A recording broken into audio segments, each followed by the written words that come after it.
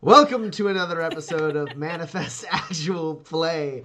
Before we get caught up with any recaps or anything, I want to toss it to Addie and see if there are any announcements for today. Sure. Hi, everybody. So last week we sent out our Discord invites to all of our Backer Kit backers. If you didn't get it, we are going to be sending out a reminder email this week. So look in like your not main inbox. I don't think it's going to go to spam, but in case it does, check there. And then also like update the updates tab if you use Gmail. And because we didn't get a whole bunch of people jumping on the Discord immediately, we did. Well, I think that a lot of people missed it. I think that it did maybe. Did you guys know there's a lot of stuff going on right now? No. So we decided to delay releasing Rusty's story. It is coming out tomorrow for the first part, and we will be dropping that in the Discord and also in a Kickstarter update. It is the first in a series of Manifest stories written by Russell Zimmerman, and he has written a bunch of Shadowrun books and a bunch of other stuff. He's also got his own live stream. You should check him out. He's pretty great. And that's pretty. Don't look. Oh my goodness. So the other thing is that the pre-order store is still open on Backer Kit, so you can search Backer Kit and then Manifest the RPG if you haven't had the opportunity to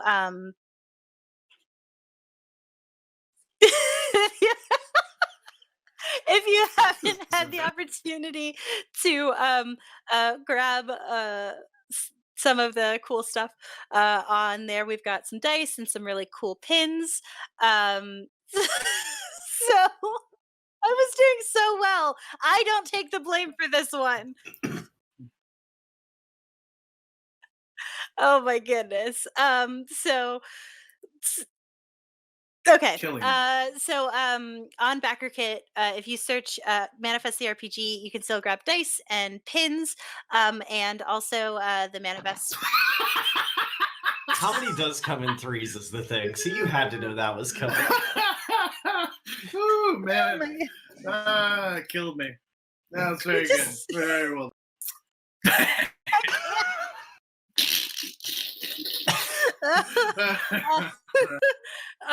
Okay, so if you haven't had the chance to grab your copy, make sure that you do before we close the store. We're going to close the store when basically we get the notification from our publishers that we are going to be able to print, and we have a ship date. So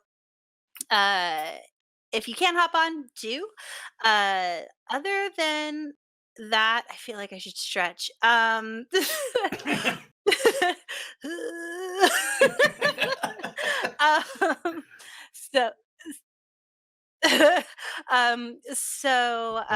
should be good. Okay. So look for the story tomorrow by Rusty Zimmerman, part 1 of 5. We're going to be releasing one every week on Wednesdays, and they're really cool. I'm really happy with them. Progress has been made on the stretch goal, the Juliet, the gunslinger's story, the story of Juliet, the tale of Juliet Hunt. The outline was approved, so that's good, and it is on its way to being made. So while we can't get the book printed at the moment or the PDF delivered, we are making the rest of our stretch goal content, and we will be delivering that to you as soon as we can. Thank you so much for sticking with us during our tumbling exercises, and that's all I got for announcements. It was all fine. Everything was fine. I had it all under control. Totally under control. Oh my goodness. All right. So I feel very off balance. Yeah. Last time on the Manifest Actual Play, Kinsey, Pax, and Roland have been in the Badlands for a little bit. They've been hunting after a missing nomad pack known as the Riveteers, and they found them. And they also found out that the leader of the Riveteers, a woman known as Tusk, actually is Kinsey's mom. He knew her as Pikejaw when he was a little baby. But about when he was a toddler, he got dropped off at a homestead, and he never heard from her again. And also, she was presumed dead.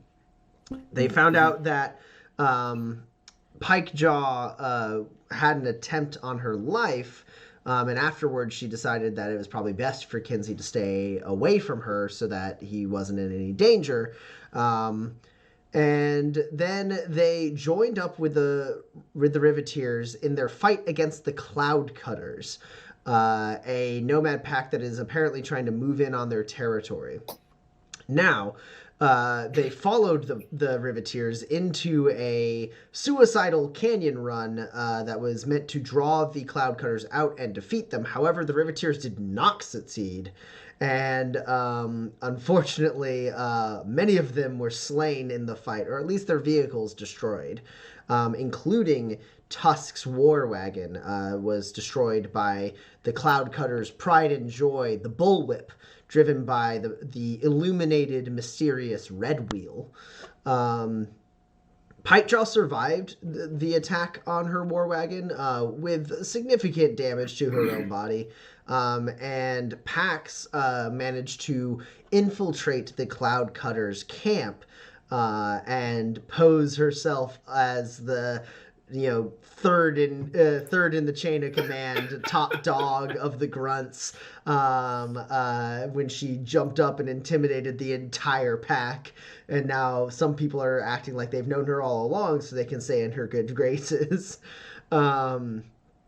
Meanwhile, Roland and Kinsey were sent by Tusk, aka Pikejaw, to deal with Ferdinand and the Cloud Cutters. And they came into the camp and revealed to Ferdinand Koenig that Kinsey is, in fact, Ferdinand's son. It's not a grift. That's the truth. So at the end of the last session, we had a couple revelations. One was that Ferdinand was apparently happy to see Kinsey and brought him into his housing pod while dismissing Pax and Roland. And two was that Ferdinand apparently has the protection of some members of the Ophidian clan who materialized out of the shadows around our three drifters and threatened them at the beginning of their conversation with Ferdinand.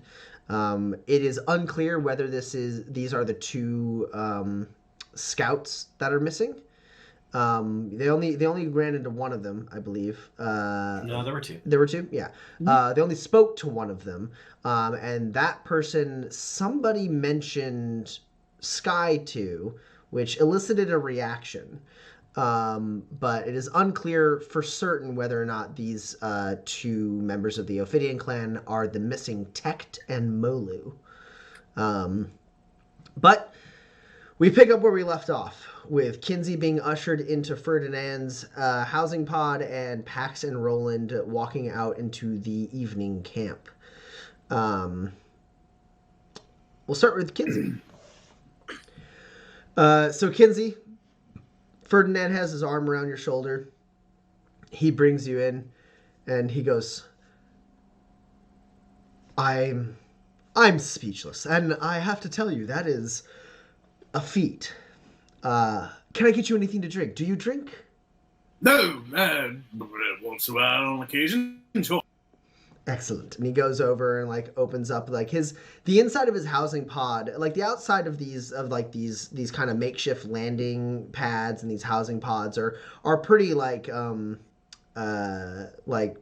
basic, right? It's just metal, gray, they're not frilled up. But the interior of his housing pod is pretty nice. It's got a couple throw rugs, a nice large bed with drapes that can close around it.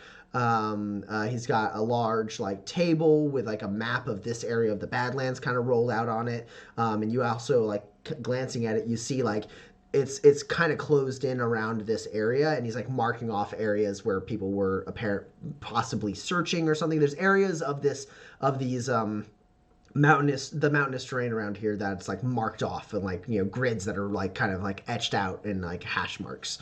And he walks past all that to a short little glass faced cabinet that he opens up, grabs a bottle, closes it, sets it down, and he pours two very nice like scotches out and slides one over to you, and he goes, "To happy reunions." Yeah. And he cheers with you and takes a drink. And you're somewhat in a Riveteer getup, right? I know Roland for sure was. No, we stole. Yeah. We took Riveteer uniforms basically to show up. Okay. I mean, I believe they were dead, so it's not really stealing if they're dead. The law is iffy, but you can steal from the dead. So he cheers with you, takes a drink, and then he eyes you up and down, and he goes, "Those colors don't match you, son."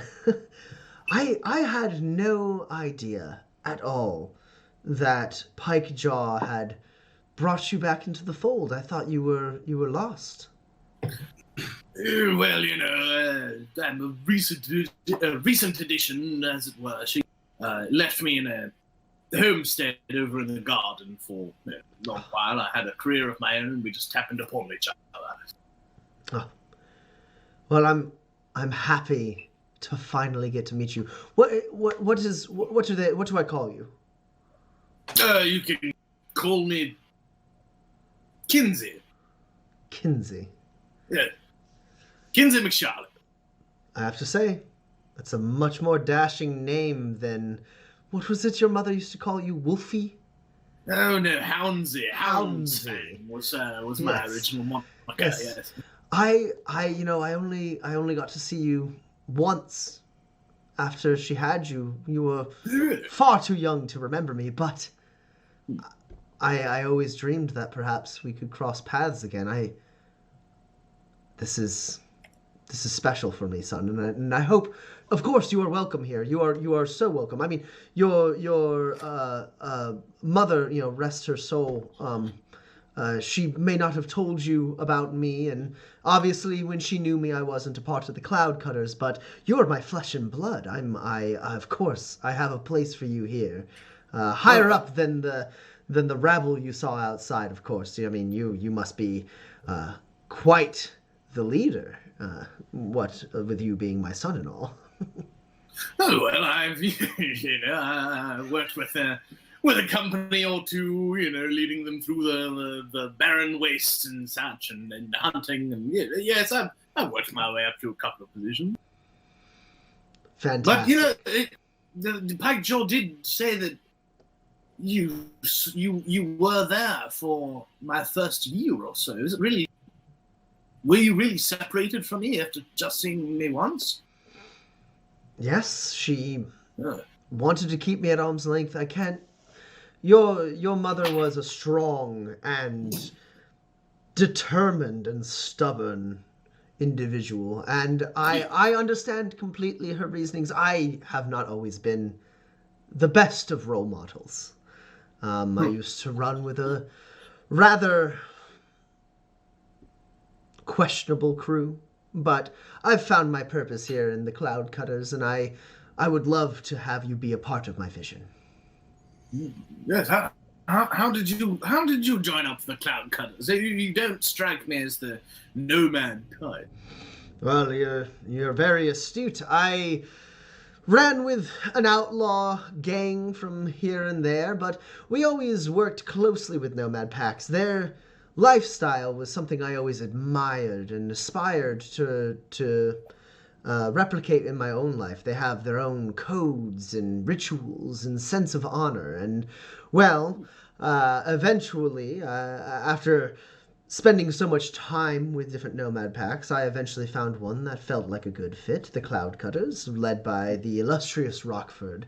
And he, when I was in between gangs, as it were. He saw fit to include me in his pack, and well, I may not be the best behind a wheel, but I am better than most of the people in this camp, and certainly a better shot, and so I made myself useful, and I moved up the ranks, and well, now you see me here, in charge of my own branch of the Nomad Pack, as it were.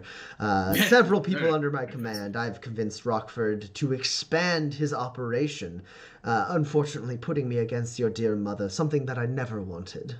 But business is business. And while looking into your face, I feel the connection between us. But your mother and I, we've parted ways long, long ago, before you were probably even walking. Mm. So this is a territorial dispute. That's why you sent the red wheel after my mother? Yes. It's interesting you mentioned her. I should make an introduction. I suppose Red Wheel is sort of your sister.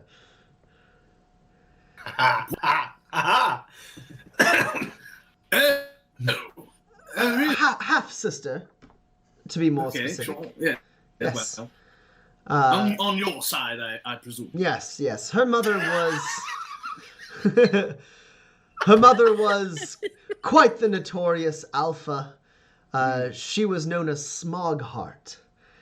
And she was, I mean, she could never match your mother, of course. But once your mother cast me away, you know, a man has needs. A man has needs. And, well, I sired Red Wheel. And I was fortunate enough to be a larger part in her life than in yours. You were closed off to me. I've never thought I'd see you again, and yet here you are. Fate has conspired for us to reconnect. Yes, fate. I must admit, I'm a little bit overwhelmed. The feeling is mutual, of course. I never thought I'd see you again, and yet here you are, a strapping image of your own man. Yes, well, I mean, you did murder quite a few of my, well, not you specifically, but the actions that have put you in this location have led to the death of many of my comrades. Of course. I'm a little bit conflicted, and of course I understand, the road is the road, as us nomads say, and sometimes you just have to take an action that you may not be entirely comfortable with, but it does seem as though you were the aggressor in this situation. I was. Is that because of Rockford? Yes. It was his wish to expand his territory, and as his trusted advisor, I had to recommend we move against the Riveteers. Sure, they had a strong defense, but once you smash that initial onslaught, I mean, they haven't upgraded their vehicles in some time. I mean, they're still mostly ground oriented. I mean, sure, there's a time and a place for a good hover car or a war wagon with wheels and treads, but the future is in fast-paced nomads. The ones taking to the skies, utilizing hover technology. Those are the nomad packs that are going to see the future. And your mother, of course, we parted ways. Rest her soul. She couldn't see the light. And, well,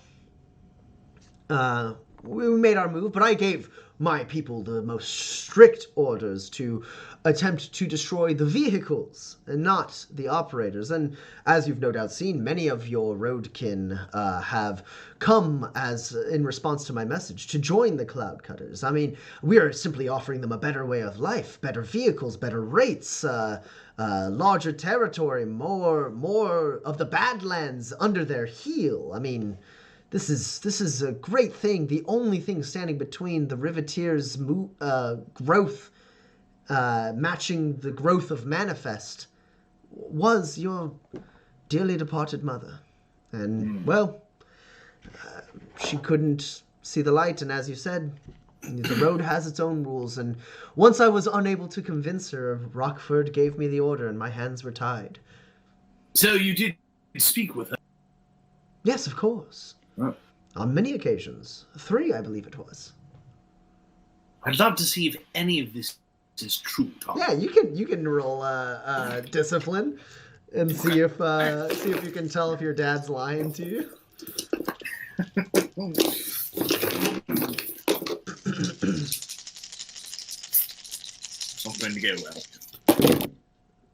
Oh, all right. I just got 1 hit. It's a high of 5. Okay, well, I rolled 3 successes, 2 of which are lower than a 5, and 1 of which is a 14. Okay, well, all right. But so that does mean he only gets 1 net success over you. Right. So, he is extremely convincing, and you're pretty. You think that it's probably most of what he's telling you is true, but he is laying it on a little thick. So you think that he might be saying a lot of things in order to curry favor with you. Cool. That is what you were able to get with him only having a partial success. All right. So he's buttering me up. Yes, for sure. You can say pretty confidently that he is attempting to win you over. Yes. Whether or not everything else is true, it's unsure. He is very convincing. He seems very genuine, except for the fact that you know that the genuine angle is coming from I want to have this person, fall in line behind me, right? Yes. To join me because of fatherly love. Yes, Pie Joel was a bit of a troglodyte in that way. She didn't see the value of a flying vehicle and the speed at which your counterparts have achieved. I can see where the disagreement would have begun. I'm sorry it went down the way that it.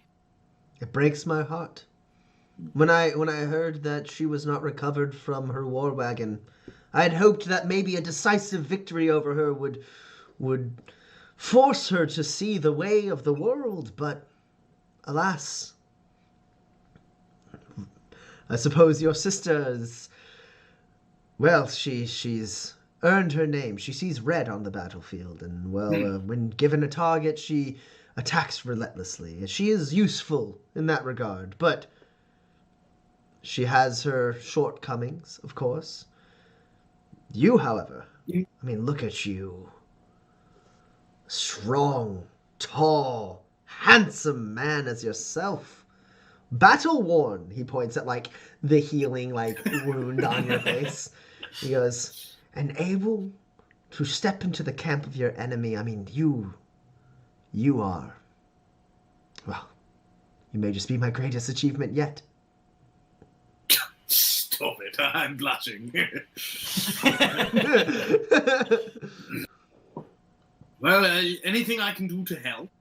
I don't know. I'm sure the battle has left some holes in your operation. I'd love to fill in and assist you in any way I can. Excellent. Absolutely. Yes, of course. For now, though, rest up.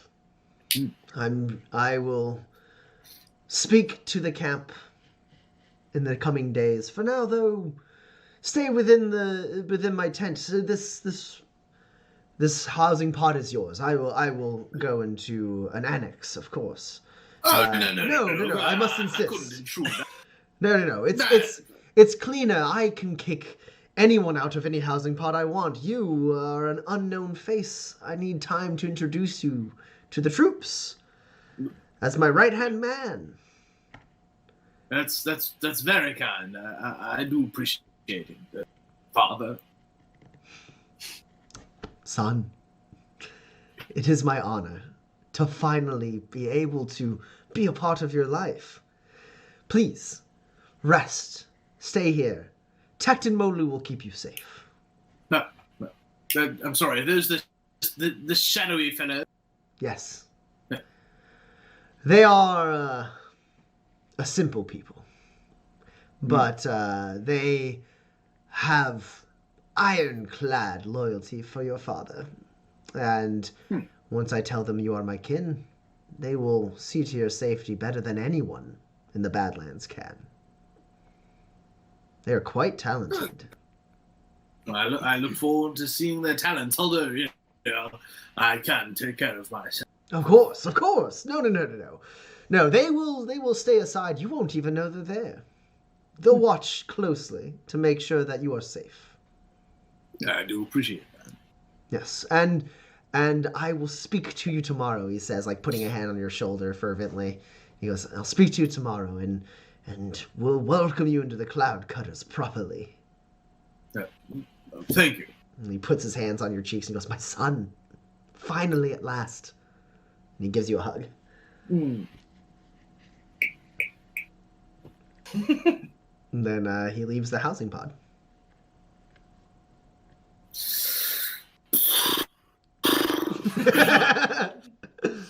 Kinsey's going to pour himself another scotch and perhaps ruminate on the situation.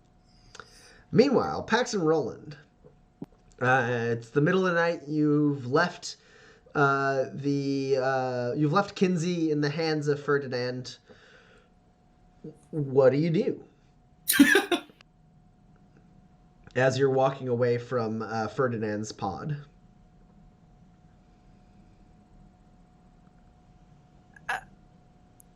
I mean, unless Roland has an idea, my idea is to act like I'm still in charge. Yeah, seems good. Okay, so you kind of like waltz through the camp, like confidently.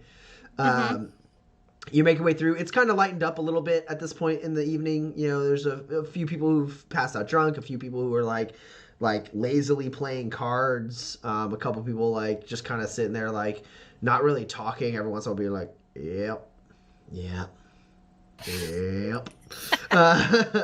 But you do hear a little bit of a commotion from a different part of camp that you haven't been to yet. One of the nearby one of the landing pads.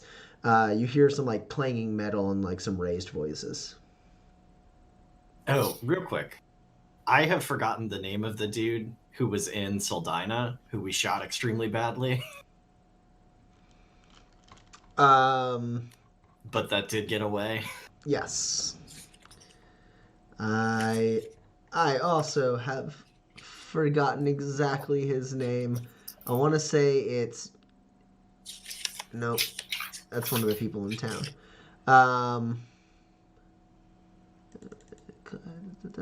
Clyde? No, Clyde was the guy you killed. Clyde was the guy in the bar. There it is. It was the Kellers, the Dante Keller and Bridget Keller. Right. Yeah, so I will under my breath. Hey, if you see Dante or Bridget from Sildina, I don't know what your situation is, but like, flex on them, maybe? Okay. Is the part of the camp that's making a kerfuffle,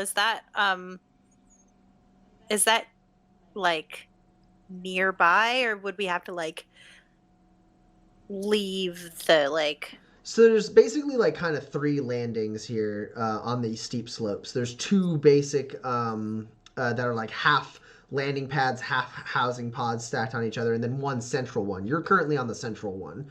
But on the end of a walkway that connects the central landing to one of the places that has housing pods and landing pad, right where that like walkway kind of meets is where there seems to be something going on. And it's like altogether the camp is relatively small, so it's not like a long distance to walk. Oh, do you want to do that, or? Yeah, I mean, I feel like I should do that. Yeah. Okay. I mean, listen, your situation here seems fantastic, so I'll follow your lead. But like, I also think we should check that out. Okay. So you walk down the walkway and you see two cloud cutters, kind of like leaning against one of the railings, like shouting down, like, "What? You feel like talking yet?" And they're like hitting some bars with a metal pipe. They're like, "Come on, you don't get to sleep, and not until you share what you know. Pring, pring, pring. I lost some friends in that fight. Maybe you could have helped with that." And you see they are banging on a cage that has been welded to the bottom of this landing pad. And in the cage, with her legs hanging out of the bottom, you see Kira. Oh. Kira, what was her last name? I don't know if we got one. Yeah. I don't know. Yeah. But Kira, the scavenger that left you to die to some aggro pelters, and then you bested and sent on her way. And then she was immediately captured. And then she was immediately captured by the Cloud Cutters. You see her hanging in a cage. A rather small, uncomfortable cage. Her arm are stripped off. She's just wearing like tattered, dirty clothes, and she looks like she hasn't slept in a while. And she's just like pulled back away from where they're banging the pipe. Kira Hobbs was her last name. Hobbs, okay, yeah. I was interested. I'll write that down. I didn't write it down last time. I'll write it down this time. Yeah, and they're just they're harassing Kira, their prisoner.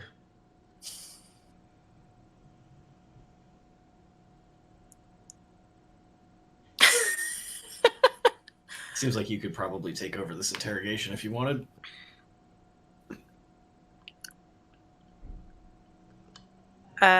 Okay. I will walk over. Mm-hmm. And like look intimidating, maybe, or like in charge. You know, like when a supervisor walks over and is like looking at what you're doing. Yeah. And you feel judged. So they're like banging and shouting everything, like, "Hey, you know, at this rate, we got plenty of coffee to make. Ho, boss." And one of them's like, "Huh? The hell you call?" "Oh," and they like steps away and he goes, "Howdy. We weren't disturbing you, was we? I mean, we got duty tonight. We figured, you know, don't let her sleep. That's what Ferdinand said. So I figure, you know, it's just, how can we help you?"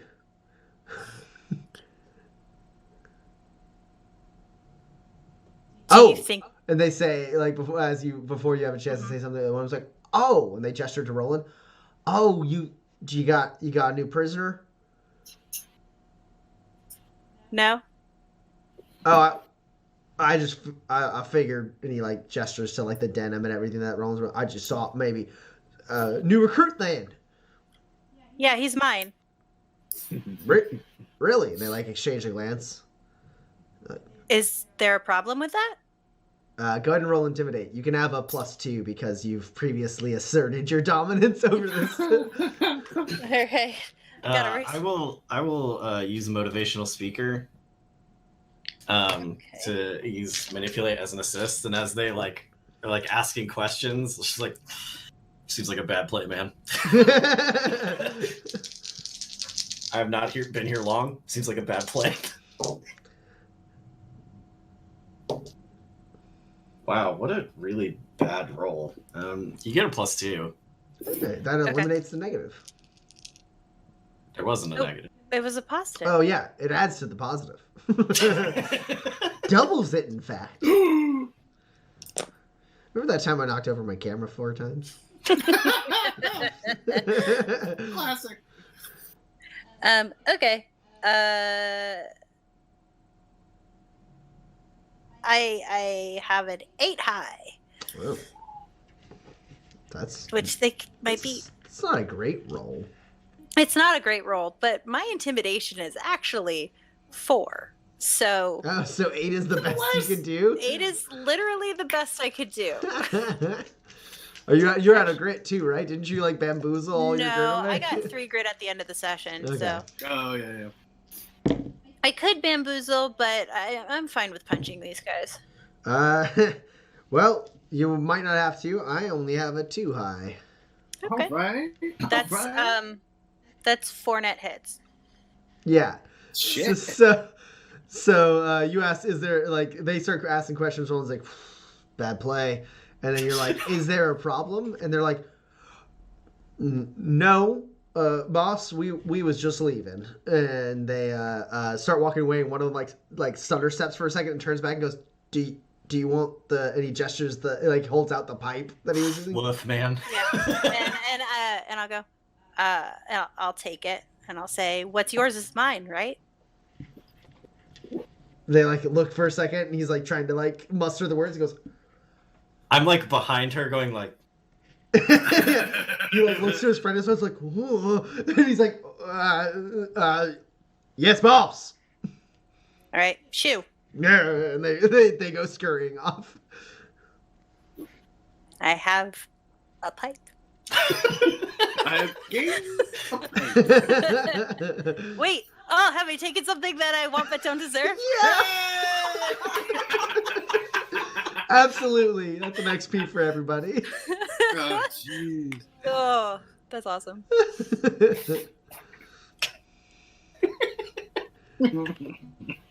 Yeah, and you look down in the little corner where the walkway meets this landing pad as the two cloud cutters scurry off. And Kira's not making eye contact. She just has her eyes down. She's holding onto one of the pipes with both of her hands, staring down the like steep drop that's below her. Bad day? Her ears perk up and her eyes like slowly raise to you, and she stares at you for like a solid like 10 seconds, and then a smile slowly creeps on her lips and she goes, howdy.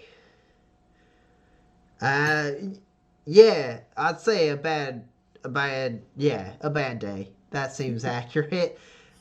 You know, I mean, you take the good with the bad. I don't remember you being. I thought you was looking for the Riveteers. I've got a new gig now. Oh.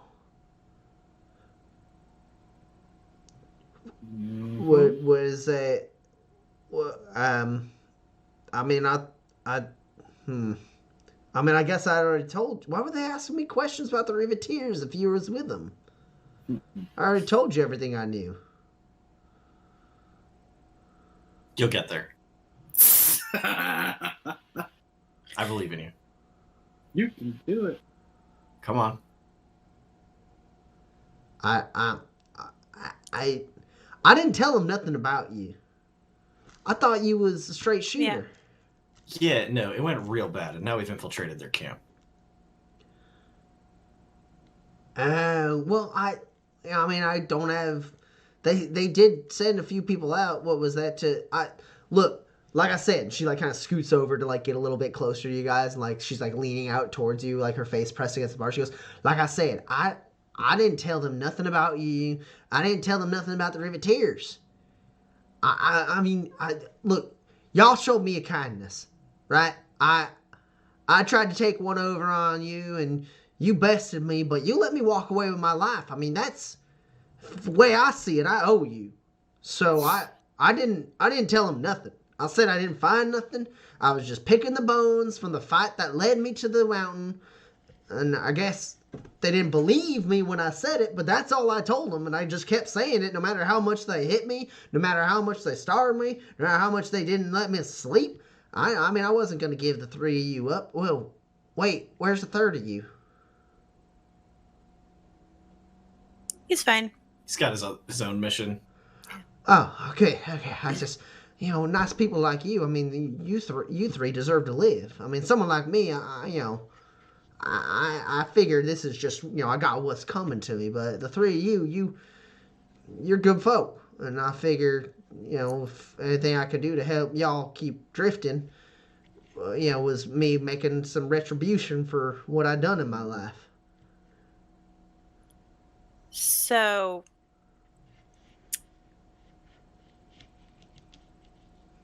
do you want to be a cloud cutter?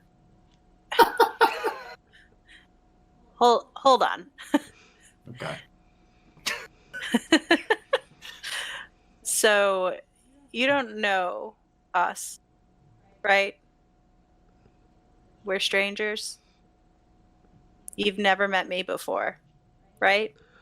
Oh, yeah. No, I ain't ever seen you before. Right. So I think I came down here after you got a bunch of the stick and gave you a little bit of a carrot, right? And you gave me the agropelter cave. Do, sh- yeah, sure, yeah. I mean, you know what I know. Yeah. Oh, yeah. You want to lead some of them? Yep, that's where them riveteers are, boss. Huh. Okay. So we're gonna let you sleep tonight. The thing is, if if it goes the way it went with the three of you, I mean, there's more of them than there are of you, and normally a pack this big, I'd try to be a little more honest. I wouldn't lead them to the agropelters. I wouldn't expect them to be able to take the whole cloud cutters out. So I guess all I'm saying here, I ain't ungrateful or nothing. I just, I figure I'd done some penitence, right? And I didn't give you up. So I just, where do I end up at the end of this whole thing you're brewing? So you're gonna cooperate, right? With you or with them? You're cooperating now that you've realized that if you don't cooperate, it's bad, right? And so you gave us the agropelter cave, right? And there's like tracks there from our car. Mm-hmm. Okay. So we have a lead. So we're going to let you sleep and we'll come visit in the morning, see how you're doing. And eventually you're going to have told us everything you know and we'll let you go. But it's got to be a process. I can't let you go right now. They'll just kill us all. How much time has passed? How are you that sure you can... Yeah, sleep sounds good. Okay. It's because we're really good at what we do. That's how we're sure. Okay. I'm gonna... Okay. Okay. Mm-hmm. Don't talk to anybody but me. Okay? They just call you boss, or... Yep. That's my name. Alright. Okay. She nods. We'll get you out of here soon, Kira. And she lights up at that and she goes, Alright. Yeah.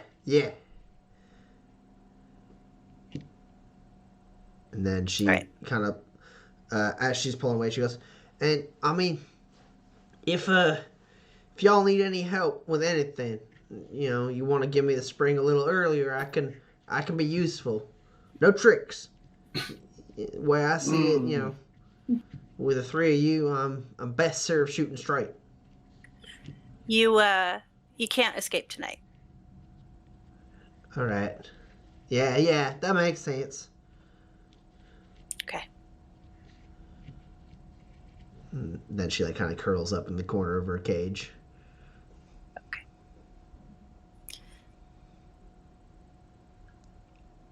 Was that good? Yeah. Okay.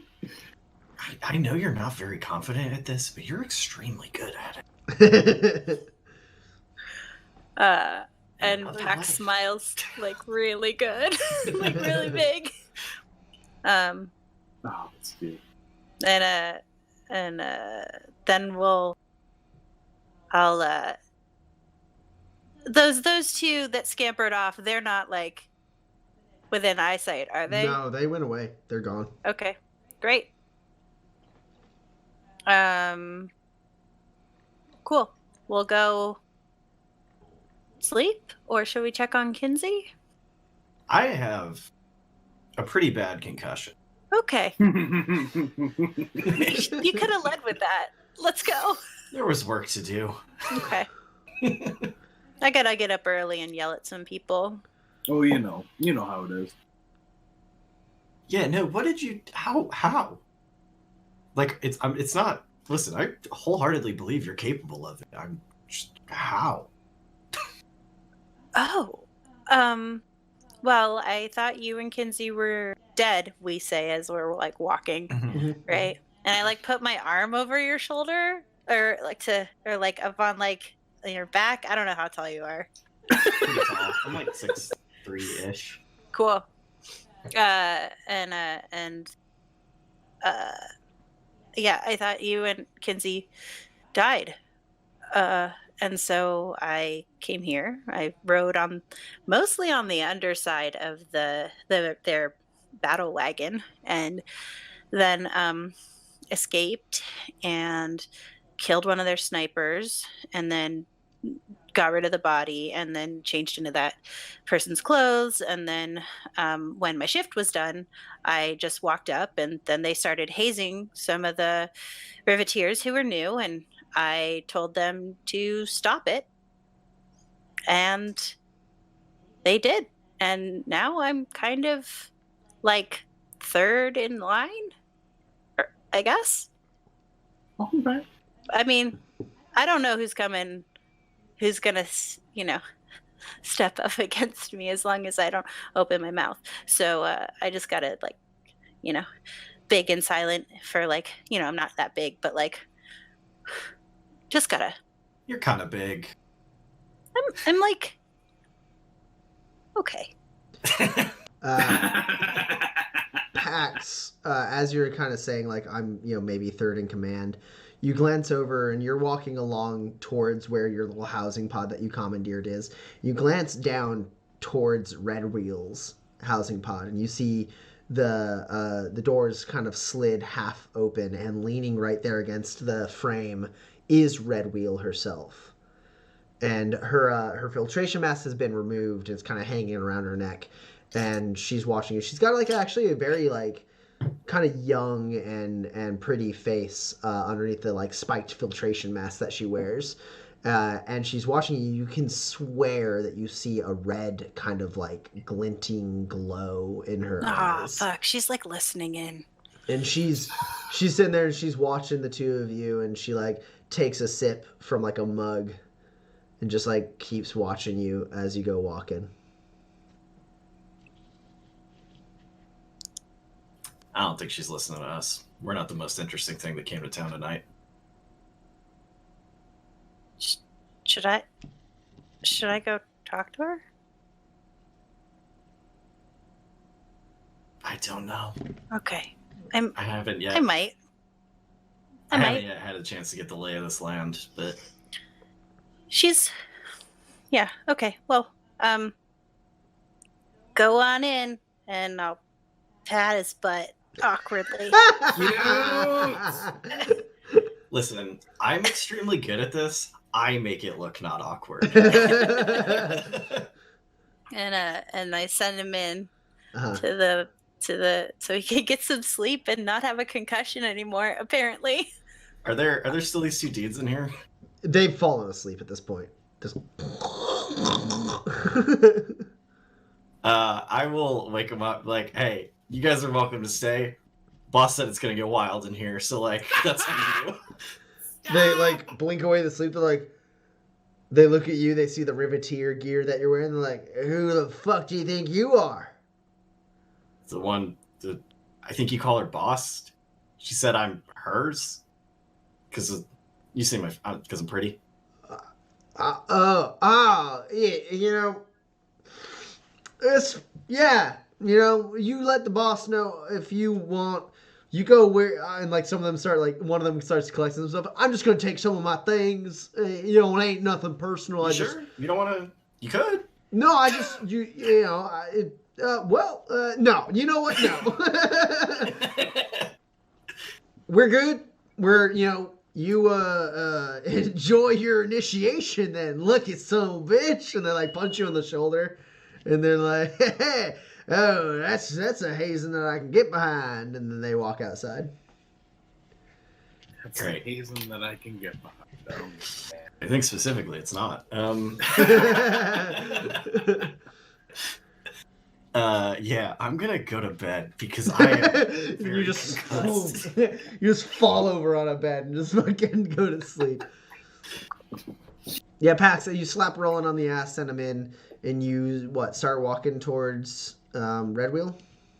Yeah, in not like a marching over kind of way, in like a and just like with purpose. I want to talk to her, and then like, but I don't want to bug her, so I'm gonna just like walk up, and if she makes eye contact, I'll start talking, and if she doesn't, I'll wait for a little while, and then I'll just go away. Yeah, let's go ahead and do a blend roll real quick here for you, Pax. Okay.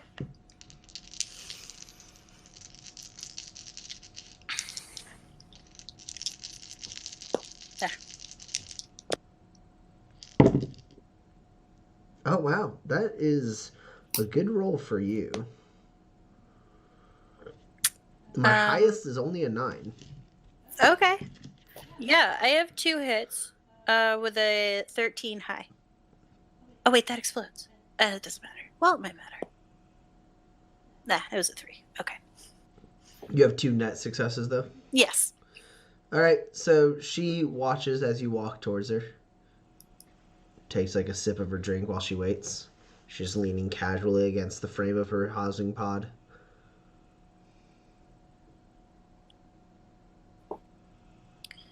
Does she make eye contact with me? Yeah, she's Okay. clearly watching you approach. Okay, great. Hey, I wanted to see if I needed to make amends for making a kerfuffle earlier. I thought you might want to know that this riveteer came in claiming that he was Ferdinand's the captain. Koenig. Oh, Lieutenant. yeah, lieutenant. The lieutenant's son. And I thought you would want to know, and then you could make the decision about whether or not to wake him up or interrupt him. But then I got turned away, and so, you know, I kind of got the credit, but I didn't. I wanted to give it to you, so I guess I just wanted to let you know what was going on. I saw you were awake. She just stares at you for a second. Her posture, like she was very casual and calm as you started talking. Like she was going to give you a hard time. Maybe like she had some kind of insight that she was, going to like lord over you. And then you mentioned that you brought in Koenig's son, and her entire posture and personage changes.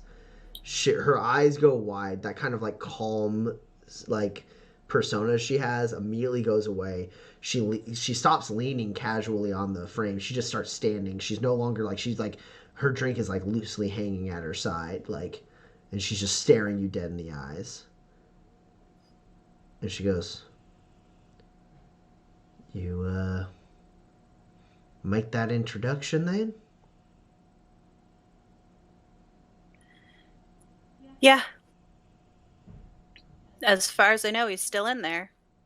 Her eyes immediately go over to Koenig's housing pod. She just stares at that for a bit. Right. What's your name again? I don't remember you. I'm Pax. Thanks, Pax. She steps back and slides the door shut. Yeah, and then I'll saunter over to my pod.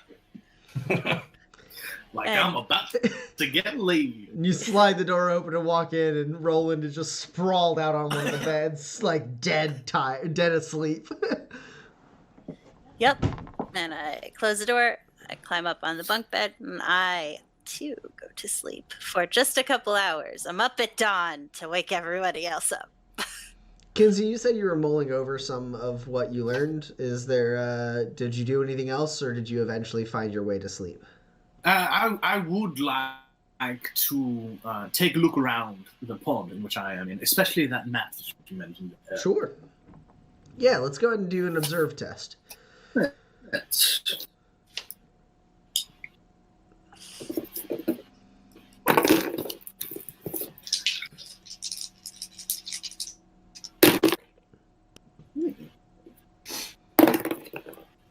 That is 3 hits. All right. Yeah, so you look your way through here. You find basically a chest that you open up and it's got nicely folded, like clean clothes. You look at that map. You can barely, like, after examining it more closely, it's definitely like a map of this area with areas that the cloud cutters were marking off as not being where the riveteers were hiding. You could see that they were closing in on where the riveteers actually were. And you, like, dig around some more.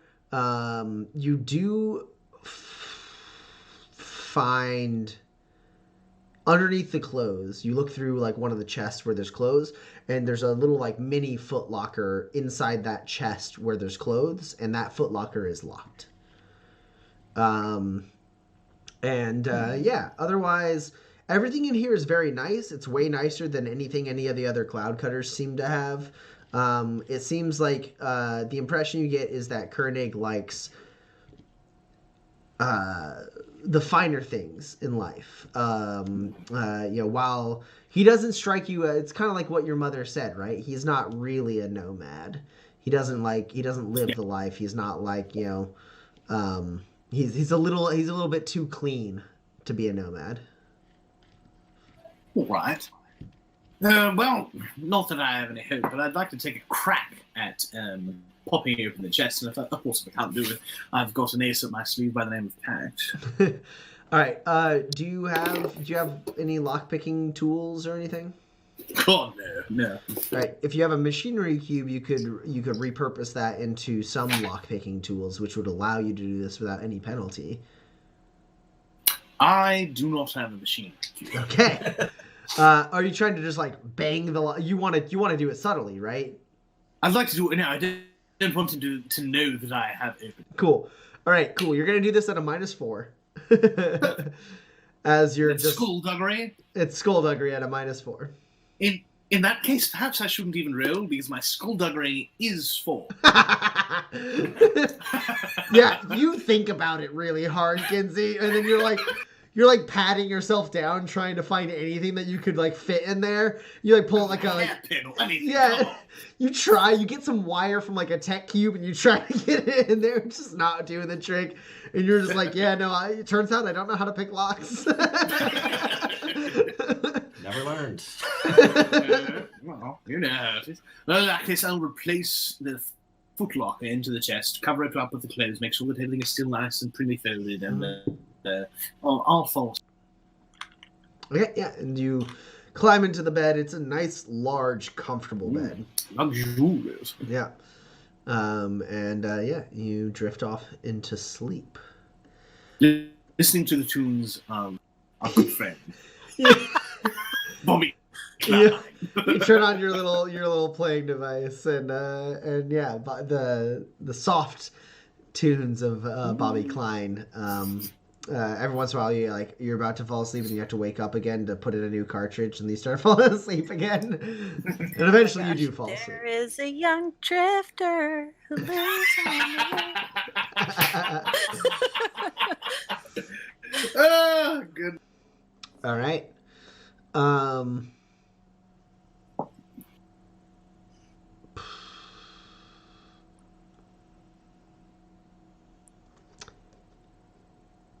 Yeah, so all of you are sleeping, right? Mm-hmm. I do require sleep to heal wounds, so yes. Yeah. Cool. You all sleep soundly through the night. And you don't miss anything. At dawn, I am up. Sure. So, Pax, you wake up bright and early. You slide open the door. You see a couple of your lackeys, like, leaning outside the housing pod, like, asleep on some, like, crates. And they're very asleep. And, like, there's a couple people, like, 1 or 2 people in the camp who are, like, kind of, like, brushing off, like, things off of, like, tables and seem to be, like, the more responsible cloud cutters who are, like, trying to make sense of the camp after night. Okay. Cool. So I'll like walk around, see the like what the responsible ones are doing, I'll like give them like a nod, like a, all right, I approve of this. And then oh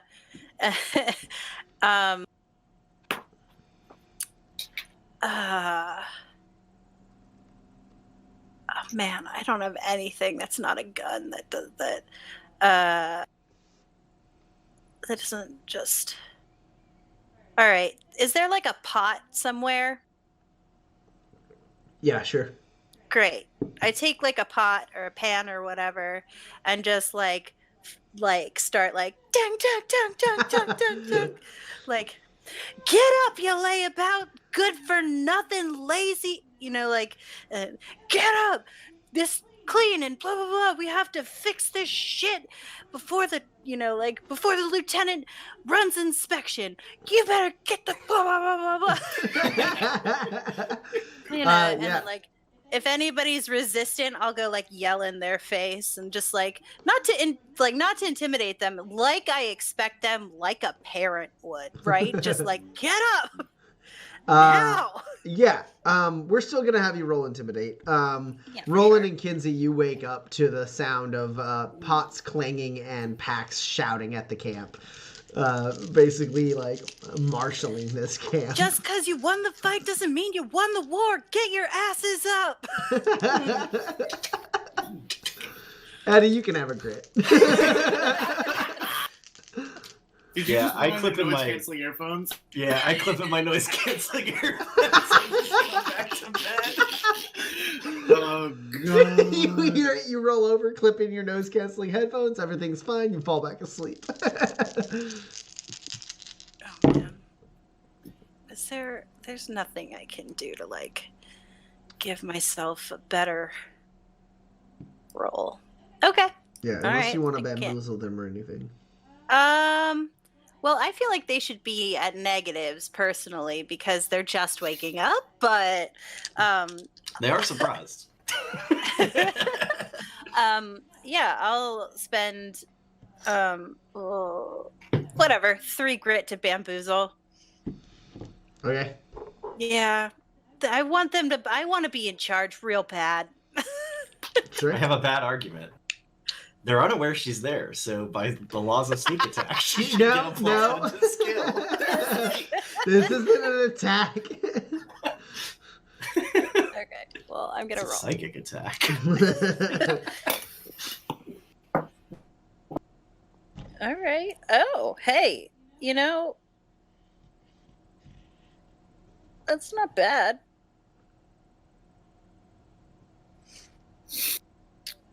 Oh wait, I get to reroll because I have reliability. Okay, that's nothing. You're nothing. Get out of here. Is a thing you say to a cloud cutter. All right.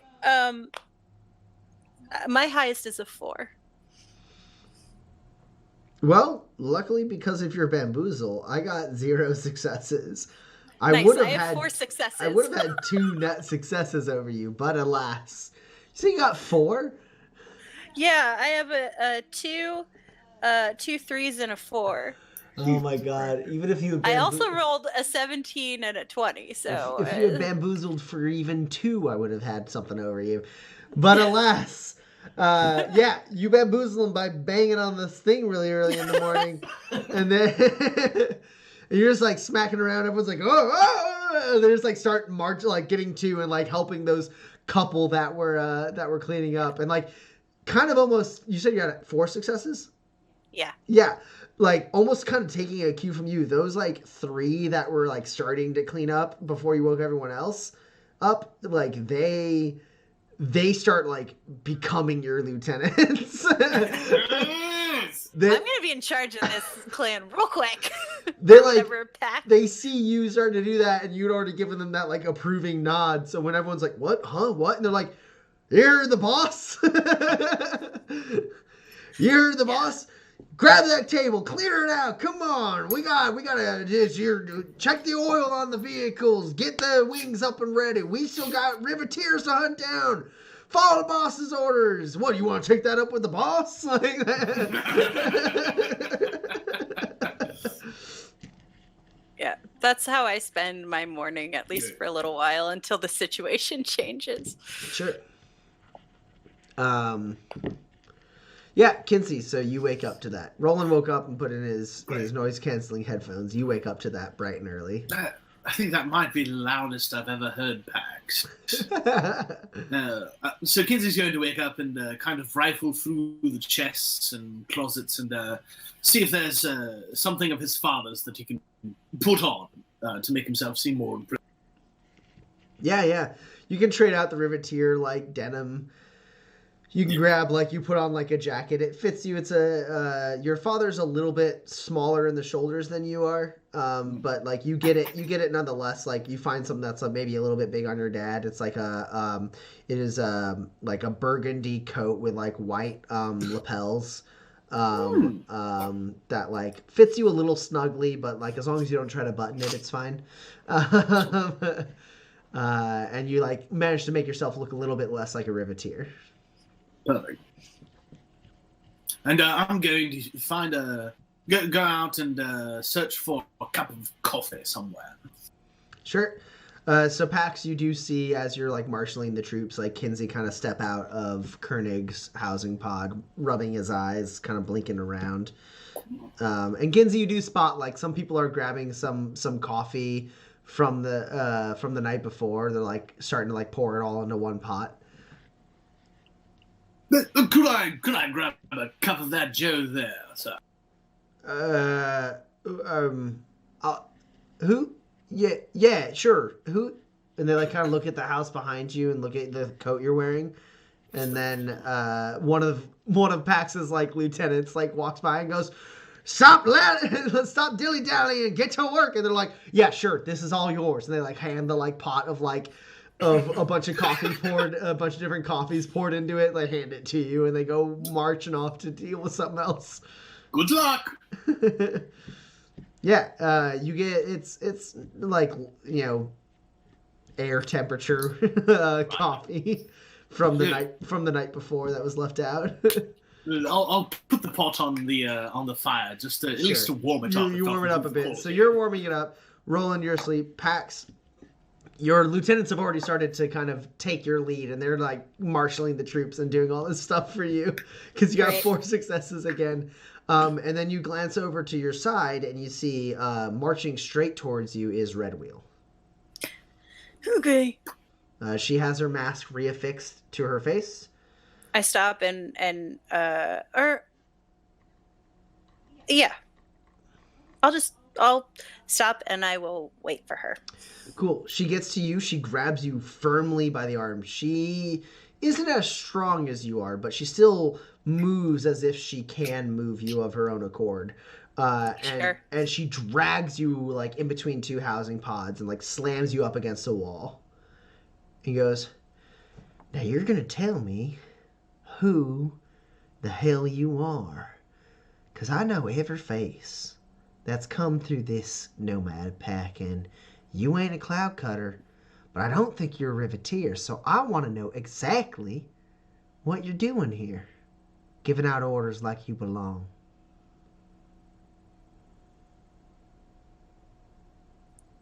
Yeah, okay. Just for extra effect, you do see her eyes flash red.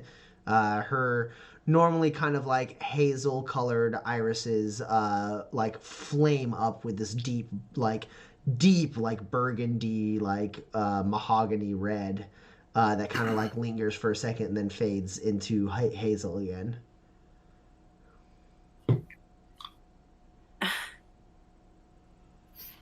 I'm your godsend.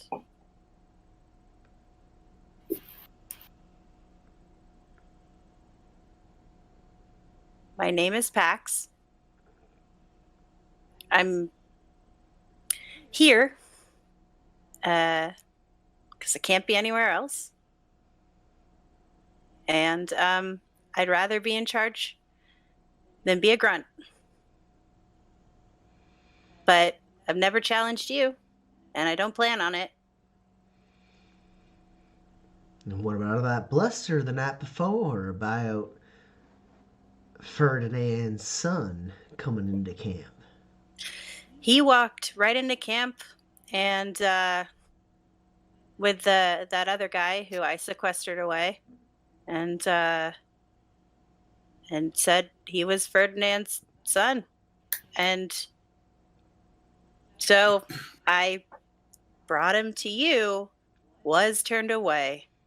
And so I had no choice, because if he's telling the truth, it's my head. And if he's not telling the truth, it's my head if I don't act on it. You can roll manipulate. Okay. You can have a +2. Because I'm telling the truth? Because there's enough truth to your lie. I could be her godsend. I don't know.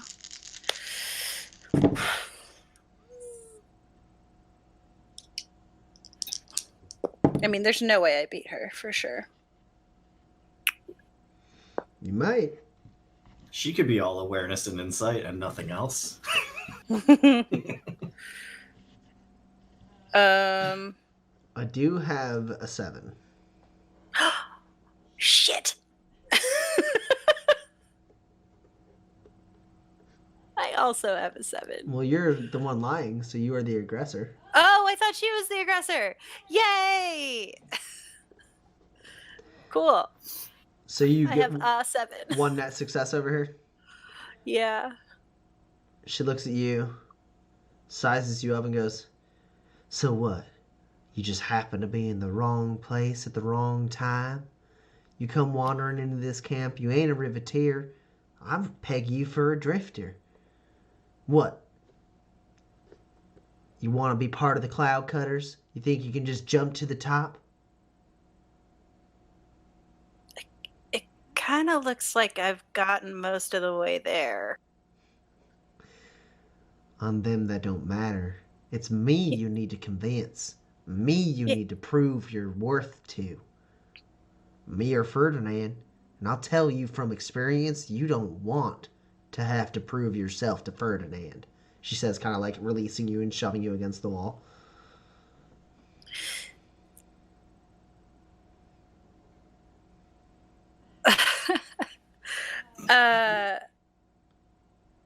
So I guess the thing is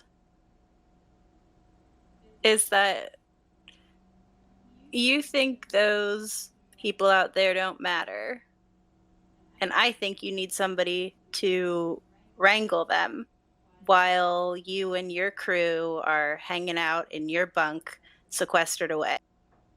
And I'm happy to do that for you. So I don't care if much one way or another. oh, come on. There's influence there. You really think there isn't? You go What are ahead you doing and in a pack then? You go ahead and keep the grunts in line as long as you remember that you answer to me. That's already what I thought. Good. Okay. Now, you see another opportunity to get your hands on Ferdinand's son? This time you bring him to me and I'll make sure that you don't get turned away. How's that sound? You do that, well, I might just owe you a favor.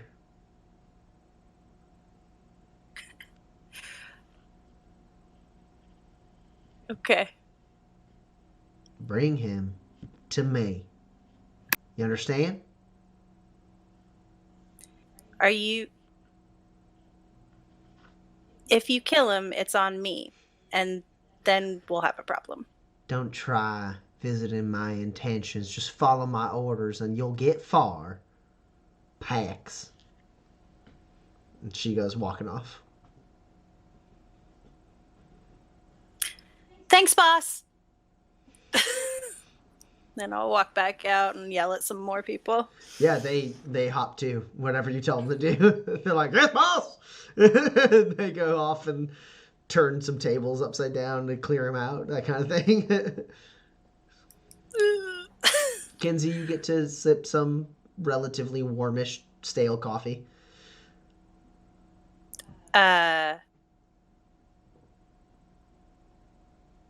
Yeah, I'm gonna walk over to Kinsey. Oh, I think you might be muted, Kinsey. Hello there, fellow cloud cutter. How do you do?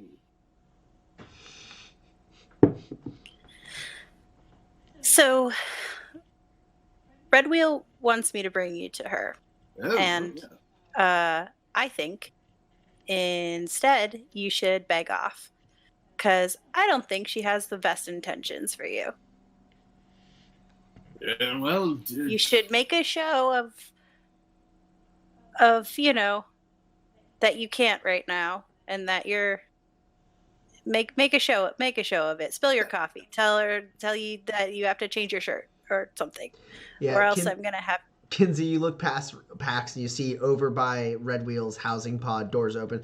She's like talking to a couple of her roadkin, and then she looks over and makes eye contact with you. And she just like sits there for a second, and then her hands like glide down to like a dagger on her hip, and she just like stares at you. So I'm gonna grab your forearm and I'm gonna pull you up. You're gonna spill your coffee, and then I'll help you. And then you have to make a show about having to change your shirt. Are you ready? Kinsey, my son! Father, hello! Pax, hello. you grab a hold of Kinsey's arm, you're getting ready to do this thing, and then just like walking down the slope, down the, from like a housing pod not too far from his own, Ferdinand comes walking down, and everyone like kind of like stops scurrying, and the chaos kind of like gets a little quiet. People are still working a little bit, but they're trying not to be as Anybody like, who's crazy. loud, I snap at them. Yeah. And he goes, everyone, gather around. And Pax, you glance over and you see like just like like dagger eyes like staring at Kinsey from Red Wheel, and then it blinks clear. And then she looks to her roadkin, and then Red Wheel takes, steps forward, and her roadkin kind of follow her to, like, the edge of the crowd. And Kinsey, you find yourself with an arm around you facing what seems to be at least a large amount of the Cloud Cutters, if not the entire Cloud Cutters.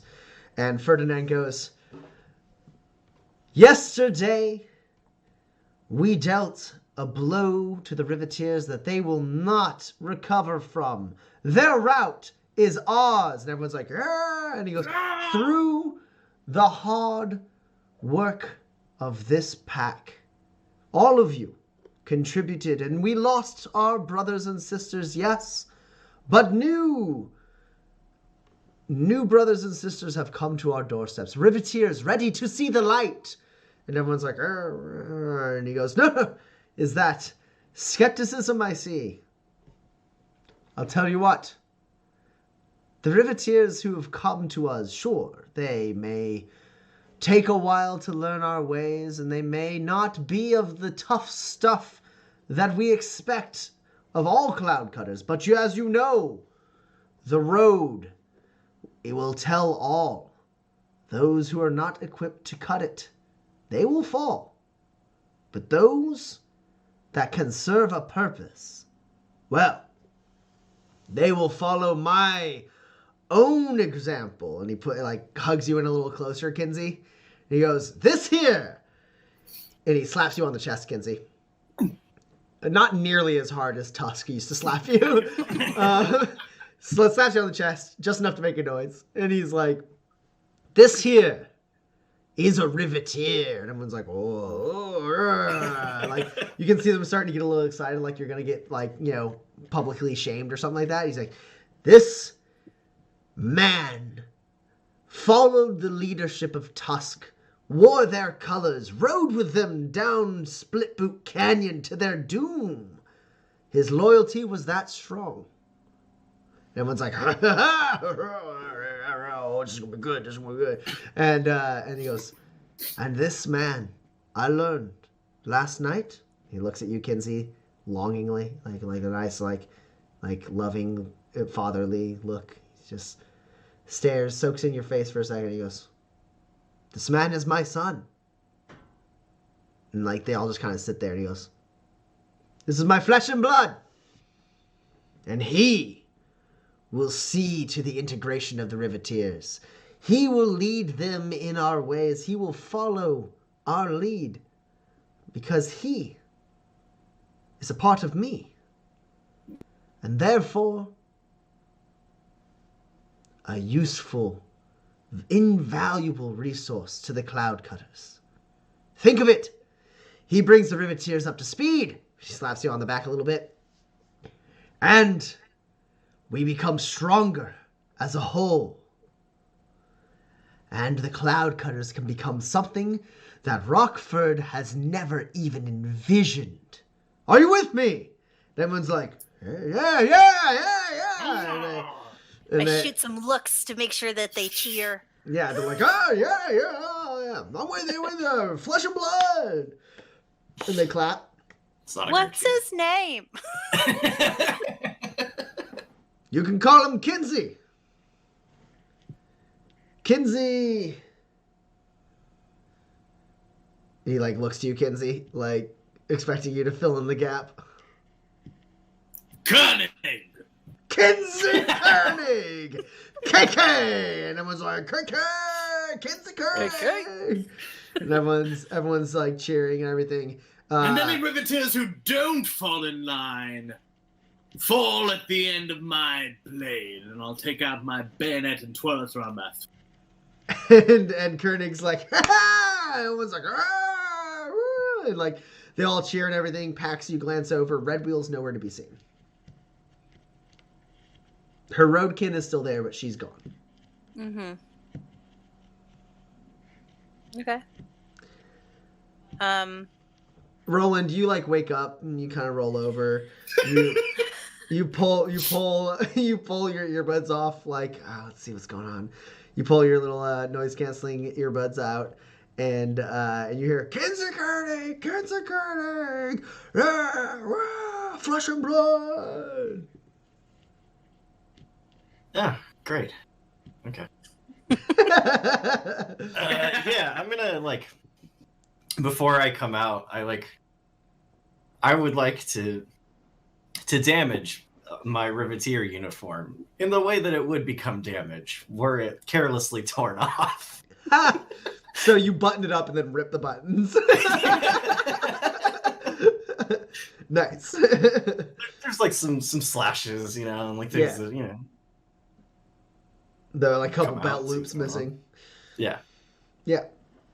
And you step out. No one really seems to be paying you much mind, Roland. They all kind of like rush up to Kinsey and like bring him in like a brother, and they're like, I got your back, Koenig. Yeah, you make sure you let the lieutenant know you're one of us. Yeah, you whip those Riveteers into shape. Make sure they're of Cloud kind of stuff.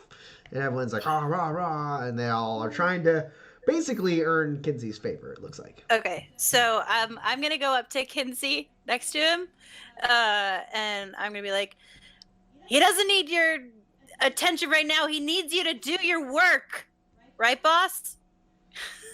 That's right. You better get in line and follow this one right here. She's got my favor, and I'm going to try and intimidate them now, since I actually have some points in intimidate. Yeah, Pax, you can assist. Okay. I feel like a parent watching their kids in community theater. I got no hits. No? All right, Kinsey. I'm still gonna give you a +2, Kinsey, because Koenig just endorsed you. I'll take that. All right. I've never been more. Oh shit. Well, it is a misfire, but it is one hit. Okay. What's your highest? 8. Cool. I got a 7. So you do have the one that says everyone's like, oh yeah, and they all start like moving around, and like a couple of them, it's like a slow dispersion, right? A couple of them are like, oh yeah, man, Koenig, yeah, Kinsey Koenig, KK, yeah, and they like everyone wants to make sure you see their face, and they show support, and then they slowly like filter out, and then Kinsey and Pax, you are looking at each other, and then Pax, you just slowly look over your shoulder, and like right there, Red Wheel is standing, and Ferdinand, who is still there, goes, "Ah, Red Wheel. Pleasure to make this connection. Red Wheel, this is your brother." And she goes, "Half brother." And he goes, "Half." I'm just gonna back away. "Half brother Kinsey. And you will show him," and his face changes, Kinsey, like a face you haven't seen on him before. "And you will show him the same respect I expect. Do you understand, Red Wheel?" I'm going to try and match his face. She like blinks a little bit and then like becomes just a weird look, especially Pax, you've had the most interaction with her, a weird look for her. She becomes somewhat sheepish. Her posture becomes less strong. Her head dips down and she goes, "Of course, Father. Of course, I came to pay my respects to my brother." And she nods to you and she goes, "Kinsey, it's an honor." And then Ferdinand goes, "An honor to serve under him. He is your elder." "Of course, Father." Well, come on then. You like reach out your arms for like a hug. She doesn't know what to do. I'll move in and I will hug her. Oh. And then she like, her arms like, just like clamp in on her side before you even squeeze her or anything. She's like, "Oh no." And like leans back slightly and you give her a hug and she's just like stiff as a board. It's like hugging a tree. And like you pat her a couple times on the back and she goes, "Yep," and like gives you just like the slice, like one finger like pats your hip. She's like, "Hey, yeah, and then Ferdinand's like, Kinsey, that's not necessary. Red Wheel is here to serve. She is a loyal member of this family. Are you not?" And Red Wheel goes, "Of course, Father. Yeah, Kinsey, it'll be an honor riding underneath your command." Father, and Ferdinand like stares at her and she becomes even smaller. She goes, "I did want to ask. Kinsey came into camp, I noticed, without a vehicle of repute, as it were. Is he to drive the bullwhip?" And then Ferdinand kind of smirks at that and turns to you and goes, "I don't know. Kinsey, would you like to drive the bullwhip? Would you like to be in charge of the strongest vehicle in the Badlands?" And Red Wheel becomes even more sheepish and like steps back slightly. Well, I couldn't do it without my sister as a co-pilot. She like perks just slightly at that, but seems a little wary of you, Kinsey. And What do you say, Red Wheel? She like looks immediately to Ferdinand when you ask her opinion, and he goes, "Answer the man!" And she like snaps up and goes, "Yes, of course. As you say, I will be your roadkin." Roadkin and bloodkin. Nothing stronger than that bond. "Yes," she says. Yes. And she like glances, kind of like you just get like the slightest glisten from the morning sun in her like right eye, of maybe just a little bit of tears forming in one of her eyes, and she looks to her own roadkin across the camp. And then she immediately recomposes herself and goes, "Yes, as you say, Father has determined that the camp should follow your lead. I will fall in line. Kinsey, KK. And he goes, well, this warms my heart. How generous of you, Kinsey.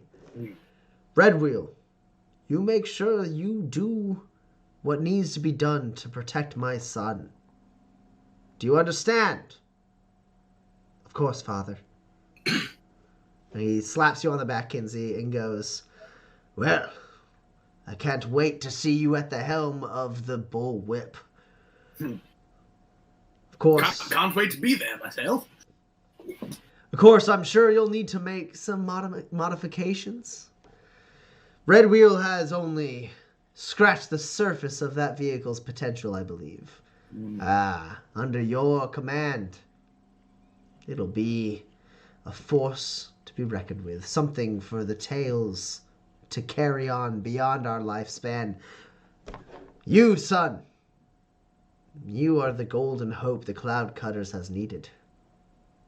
The golden hope. I quite like that. And then he doesn't even say anything to Red Wheel. He gives you another hug, Kinsey. Slaps you on the back and he goes, the camp is yours, son. I need to freshen up. And he waltzes back towards his housing pod. And with that, we are going to take a quick intermission. And we will be back, it looks like, in 5 minutes. So 9:42 Central, Woo! according to my clock. We'll be back in 5 minutes. We'll see you all in a minute. 9:43. Just changed.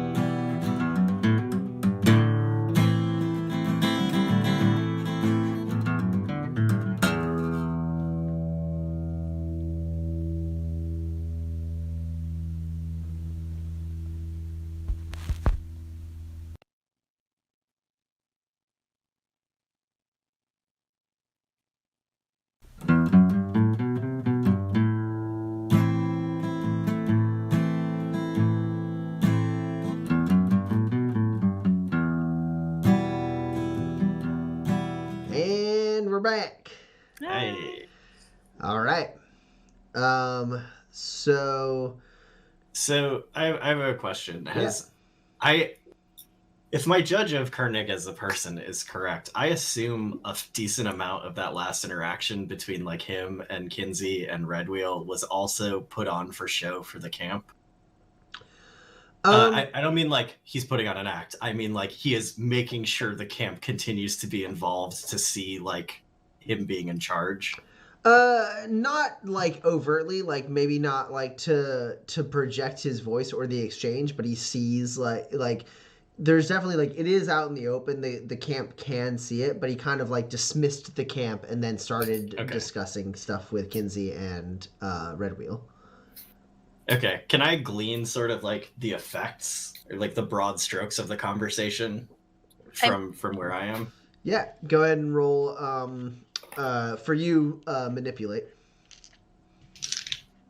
because you have playing the player. We'll put you at a -2. It's not going to be opposed. Okay. Because he's not specifically trying to hide it, so it's just a matter of you being able to get it from where you are. I assume I'm not dressed to impress this unopposed reading of a situation. Correct. Okay. Explodes. I have 4 hits. Cool. Yeah, you're able to kind of glean all of that. You are able to tell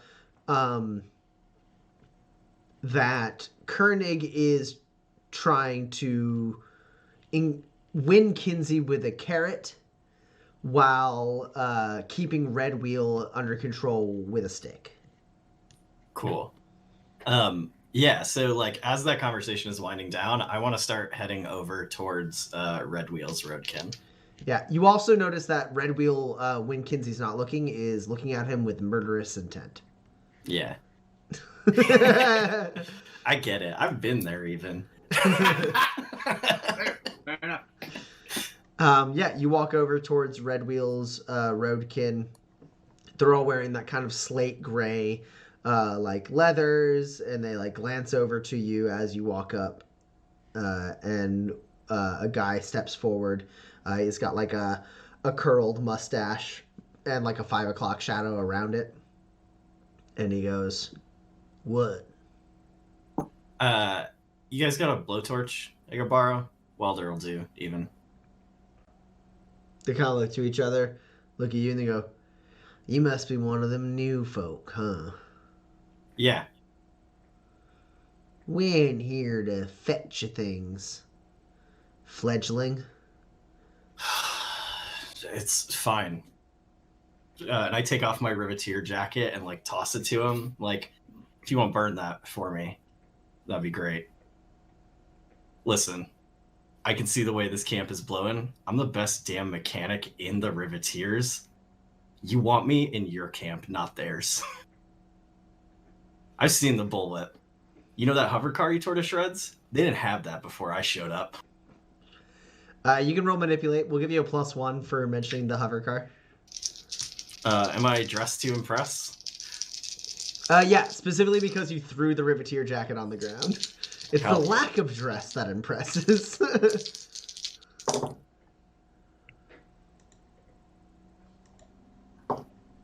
Oh, good luck. Good luck, mechanics and drivers. I have a 15.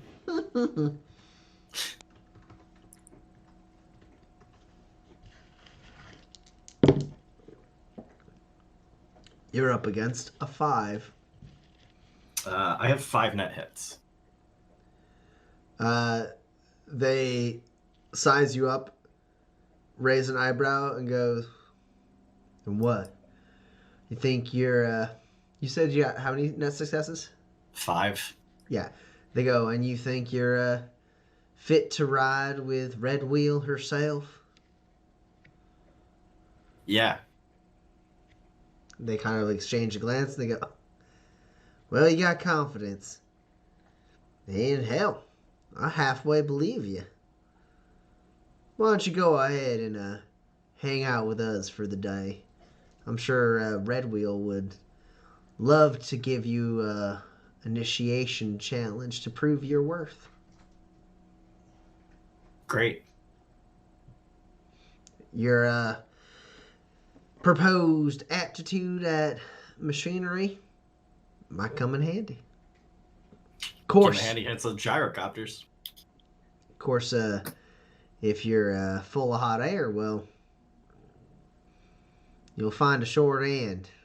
That's for sure. Yeah. You were there when I set the sky on fire, right? And they like exchange a glance and they go, yeah. Yeah, you can hang with us for the day. That's what I thought.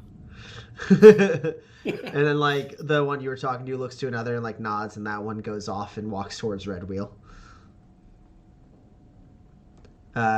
Kinsey and Pax. Pax, you said you kind of pulled away from Kinsey and Red Wheel. Oh, yeah, I wasn't gonna like intrude on the family moment, but I didn't move far enough away that I couldn't interrupt if I needed Okay, to. cool. So you're still there. So Kinsey, Red Wheel has kind of pledged her loyalty to you, as it were, and in a way kind of giving you command of her vehicle. Sure. Oh yeah, Roland, with your four successes, Red Wheel is very distraught.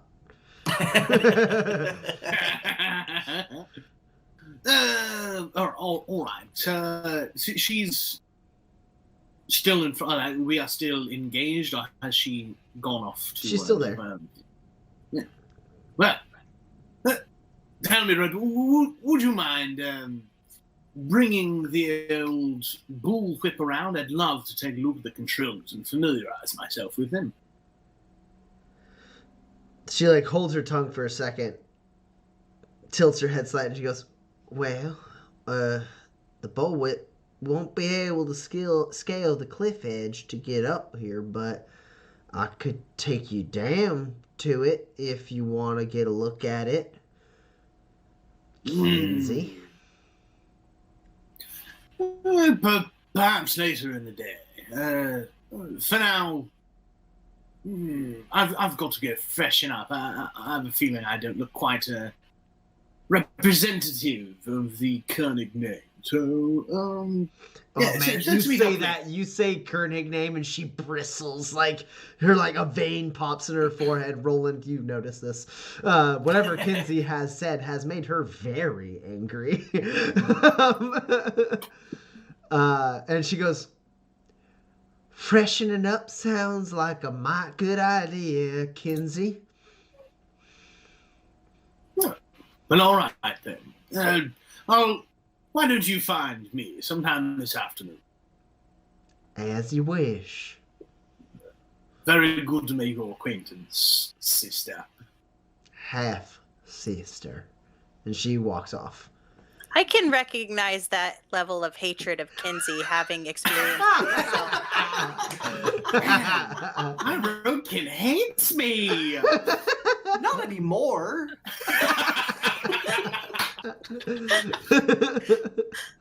And I will turn to Pax and be like, you there, boss, is it? Yes, sir. I've got a couple of questions for you regarding the general daily ongoings of the camp. Would you mind joining me in my pod?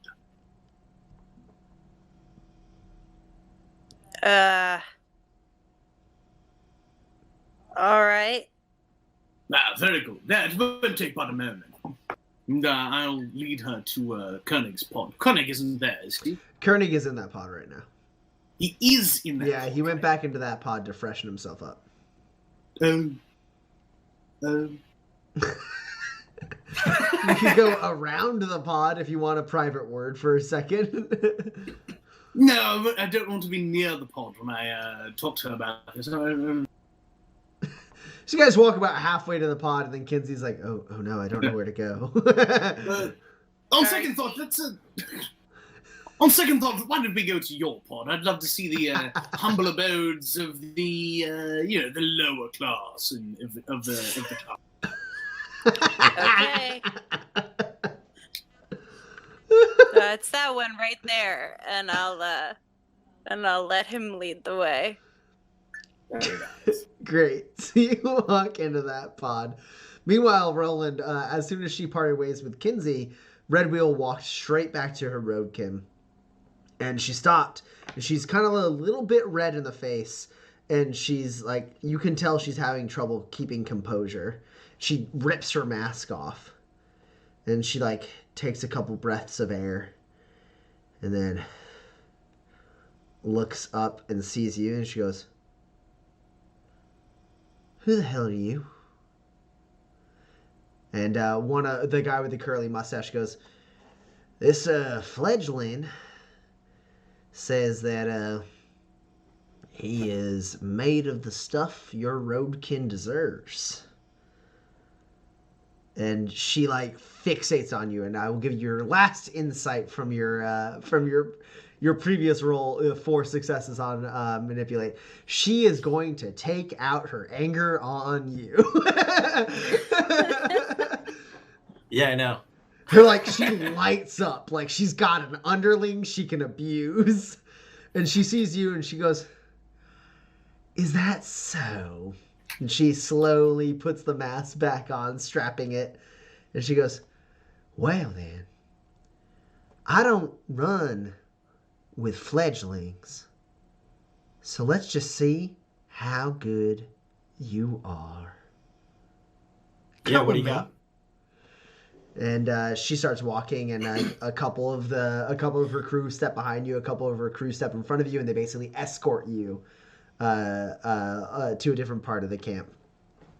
And you walk a little bit, and you get to a point, and one has kind of gone ahead and like prepared something. So by the time you get there, she steps out.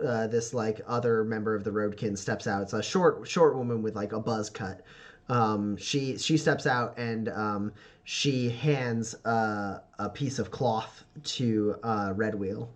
A little bit. Everyone seems a little excited by what's about to happen, and she turns to you and she goes, "I'm sorry, I didn't catch your name." It's Jack. "Jack. Excellent. Put this on for me, Jack." And she reaches hands out what seems to be a blindfold. Sure. Yeah, sure. "Grace, go ahead and check that." And they like kind of tighten it a little tighter against your face. And so now your vision is completely blocked, Roland. And she goes, "We have a little ritual here in the Cloud Cutters. Something that proves whether or not you have what it takes to step up into a leadership position, which riding in the bullwhip, well, that's about as high as you can go without being named Koenig. So..." Good to know. And you feel something shoved against your chest, and you kind of have this hefty weight. You're not very strong, so it's a bit much for you. Yeah. But you feel, you've observed these before. It's a jetpack. It's one of the Cloud Cutter jetpacks. It's got like wings kind of like can fold out to the side. Yeah. She goes, "That is broke. And you? Well, Yeah, I know. By judging by what I see, you only have a few seconds." And you feel a foot kick against your back and shove you off of a cliff edge. And you start plummeting down, holding onto this broken jetpack. Cut away! Kinsey and Pax. Kinsey and Pax. Kinsey, you walk into the housing pod. Pax indicated. It's empty. Pax, you follow in. I shut the door. Oh, yes, very interesting. I don't know about you, but I'm a little bit in over my head.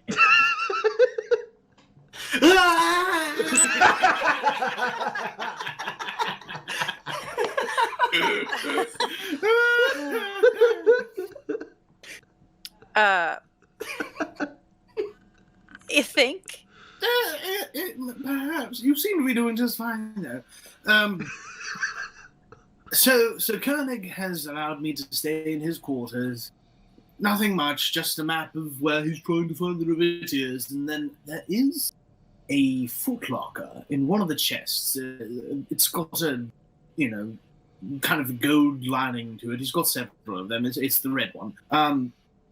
It's got a footlocker inside of the chest. It is locked. I have a feeling whatever's in there is probably important, but I don't have any way of opening it. Do you think at some point you would use your skills to go and take it?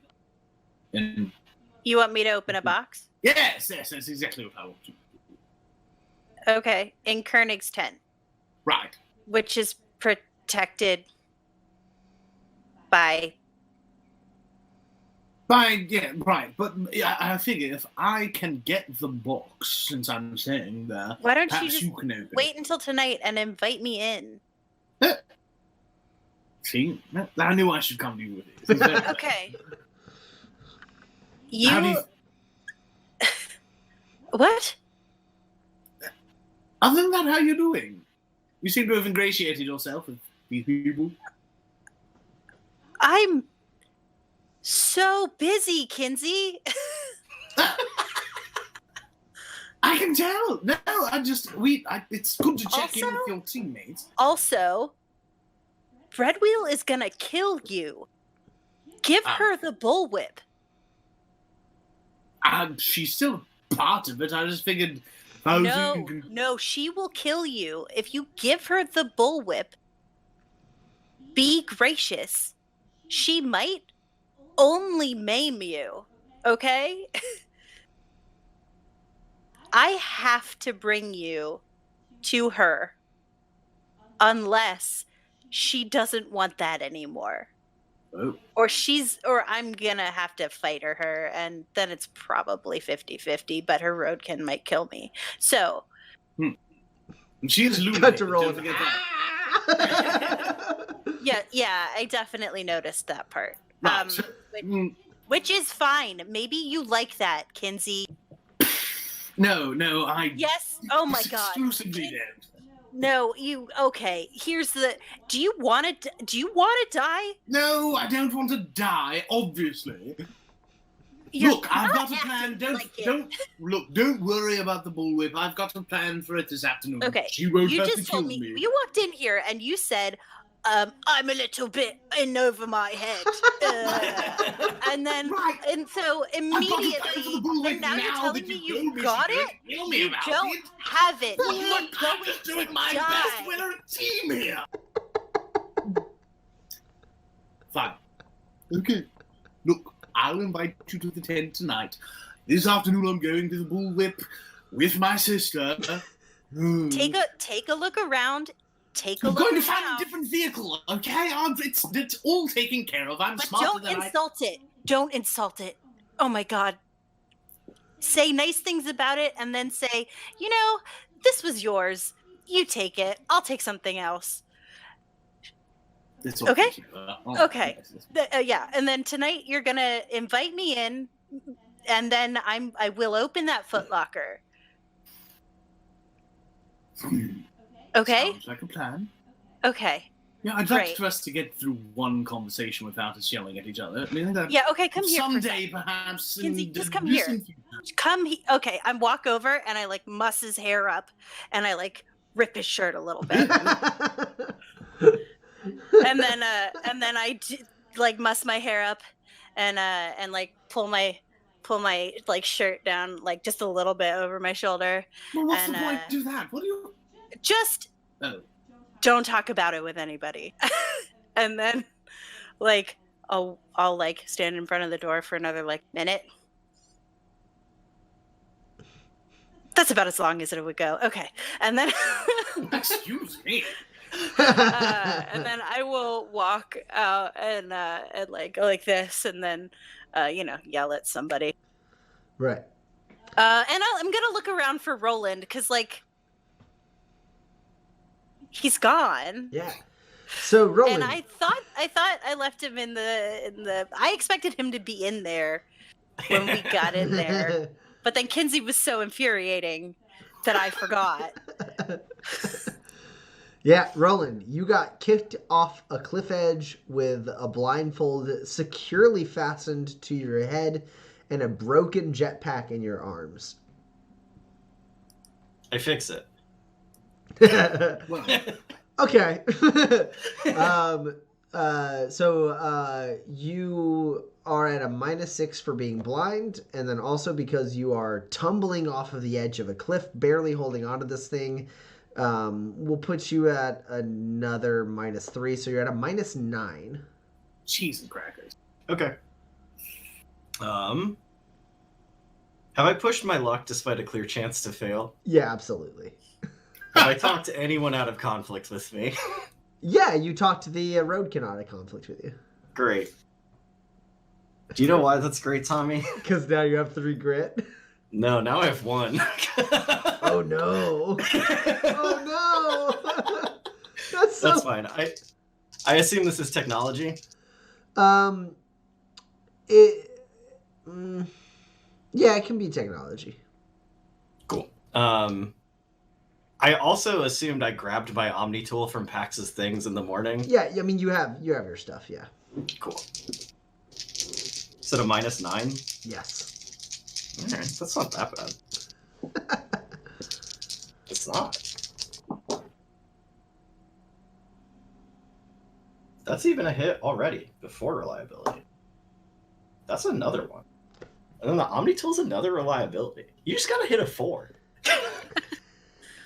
I've been hitting 4s all day. Hey, Tommy. I got a 3 and 2 1s. I don't. Oh my That's- goodness! So you got 3 successes. That's great. Yeah. Yeah. So you go tumbling. You grab this thing to your chest so you don't lose grip of it as you just start plummeting downward. And you really quickly kind of discern what this test is. And What are they trying to find out about me?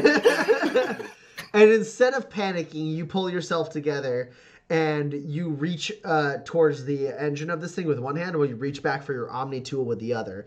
And then you like rip off a part of your Omni tool that's like, just like kind of like a small like multi-tool part of it. And you like really quickly start like working on that thing. You like throw some paneling off and you're plummeting down. You have like mere seconds before you hit the ground, you estimate. And then you reach in and you feel a couple of wires and you're like, perfect.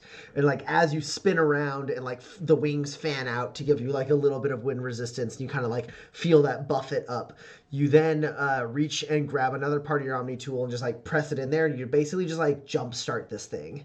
And you hear, and then without strapping it to yourself at all, you just like reach down to where you know some of the controls are that are supposed to be like kind of tied to your like your knees, and you just like yank on them to give yourself more altitude, and it's like, and you like zoom up off the ground, and as you do, you feel your left leg like scrape against the ground that you could have like smashed yourself onto, and like your ankle, like your heel like glides on the rocky bottom of this cliff, and then you soar up into the air, and then as you kind of fly up and like spin around, you rip off the blindfold and you look, and all of the Roadkin are just like wide-eyed, and one of them looks to Red Wheel, and Red Wheel like kind of just sighs and smiles at that. Yeah, I'll bring it into land. I'll take off the jetpack. I'll toss it to one of her Roadkin while maintaining eye contact with Red Wheel. I fixed your jetpack. What's the test? All right, you can have a grip for that. Zinger. Yeah. She kind of like goes, ha! Well. She looks to the rest of the Roadkin and goes, you're gonna look good in gray. I'm Red Wheel. Welcome to my Roadkin. And she reaches out a hand. I take it. Shake. Shakes your hand, and she turns to the rest of her Roadkin, kind of glances over her shoulder and goes, now that you're part of the crew, we have a problem. Yeah, I noticed. And she kind of stares at you just for a second. Like you see her doing a little bit of mental math. And then she goes, this Kinsey fella. He's trying to butt into second position. Don't know why Ferdinand feels he is more worthy than I, but I'm not here to speculate on Ferdinand's reasoning. I just think it's time for us to prove our worth. That new lady, well, y'all may not have noticed, she's ain't necessarily a cloud cutter, but she is now, and she's bossing around those grunts in a way that tickles me. She's gonna be bringing Koenig Jr. to me at some point. I need to make sure that all of y'all keep prying eyes out of the way. Y'all know what I mean. She says, like, pointedly at everyone else, and they all nod. And she goes, all right, you make sure me and Kinsey get a nice little time alone, sister and brother. I'll take care of the rest. We'll be back on top. He wants me to take him to the bullwhip. So that's when we make our move. You understand? Everyone's like, yeah, you got it. You got it. And she turns to you and goes, Jack, you just follow everyone's lead.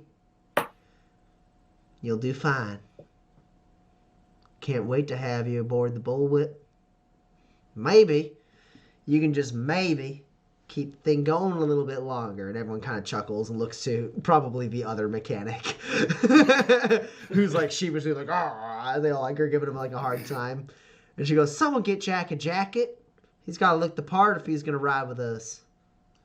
And then she walks off and they all are like, good job. That was nuts. You know how many people fail the fledgling test? I can't imagine anyone's got the balls to walk up to you and take it. Hey, cloud cutter tradition, it ain't just us. Yikes. Yeah, but honestly, I mean, we, no offense, nothing. We just honestly think she was looking to blow off some steam. She didn't expect you to pass.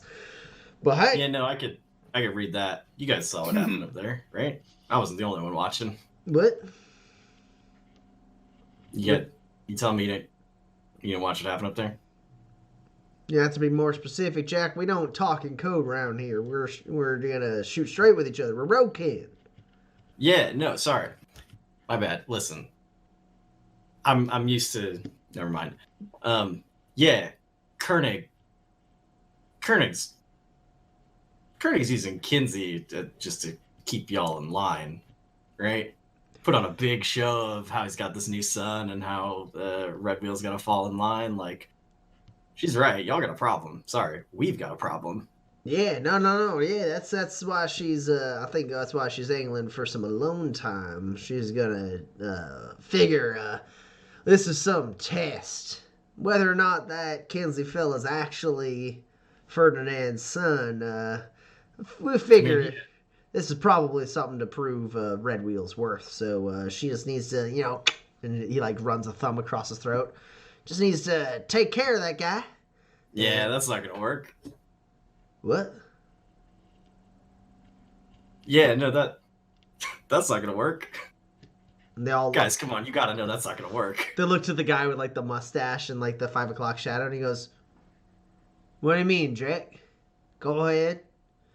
Don't leave us in anticipation." Yeah, I mean, like, listen, maybe you kill Kinsey and it doesn't blow back on y'all immediately. Listen, I've seen plenty of guys like Koenig. He's going to spin whatever happens to his benefit. I'm sure you've been here longer than me. You've seen it, I bet. Somebody kills Kinsey, he's going to make it look like somebody that y'all should have been fighting in the first place.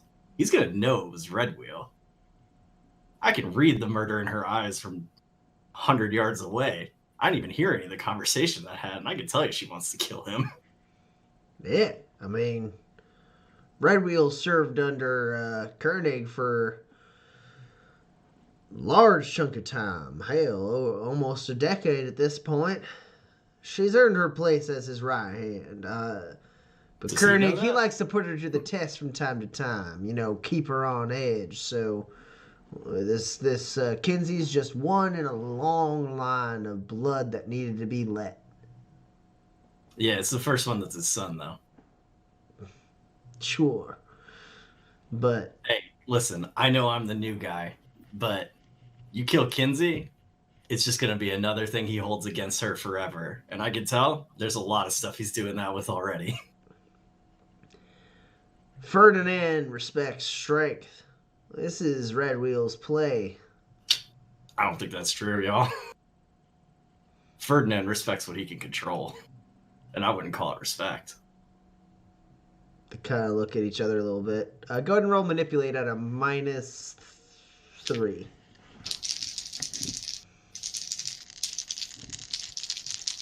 Am I dressed to impress now Yes. that I have a jacket? Yeah. You're up against a 10.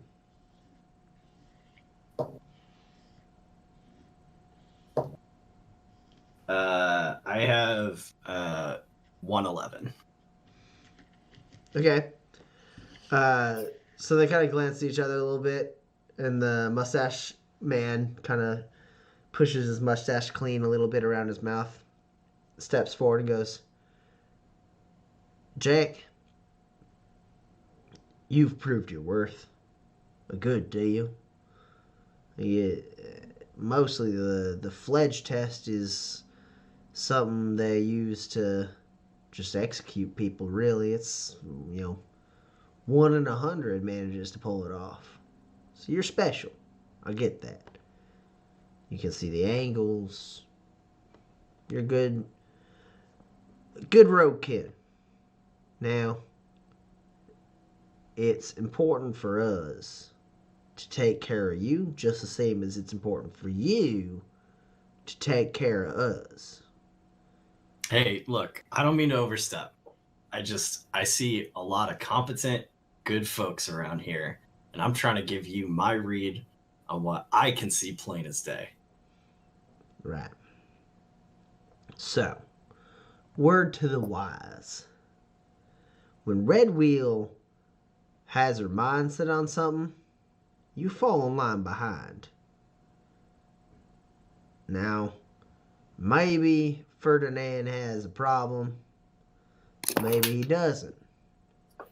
But ultimately, worst case scenario, way I see it, is Red Wheel gets another beating from Ferdinand. Ain't nothing new. But at the end of that, he still has to rely on her. Not this Kinsey fella. This boy, he walks into camp. He don't carry himself like a nomad, walking out wearing some of Ferdinand's hand-me-downs. That don't make him a leader. Red Wheel is the rightful heir to this pack. This Kinsey fella's trying to cut in line. So you, as her roadkin, should maybe just follow her lead. She asks you for counsel, you give it. You seem like a bright fella. When her mind's set, I'll keep it in mind. I appreciate you looking out for me, man. Just let me say one more thing. I promise I'll drop it. of course. All right. We speak plain with each other, all right? You're roadkin. We have each other's back. We listen to each other. We may disagree, but ultimately we work together. You guys ever hear of the Dead Man's Gang? They kind of look a little bit. And the mustache man goes, Garden Gang, right? Yeah, led by a fellow named Rufus Nash. Sure. Rings a bell. Yeah, he was a guy surrounded himself with everyone at the top of their game. And he had a way with words. He was a leader. He knew what to say at the right time. He knew how to look the right way at the right people to make things happen. But he had this way about him where he thought he always knew, right? And I see that look in Ferdinand. And that worries me. Because you heard what happened to the Dead Man's gang, right? No, I just heard there was a little bit of movers and shakers in the Eastern Garden. They're all dead men now. Well, that's the way of proms, ain't it? Short-lived little sparks of inspiration before they die. All I'm saying is, I came over here because when I look at Red Wheel, I see an alpha. When I look at Ferdinand, I see a guy who landed a pretty cushy gig. Go ahead and roll another manipulate. No modifier this time.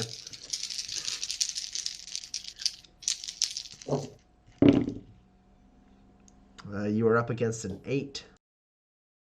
I have 2 net hits.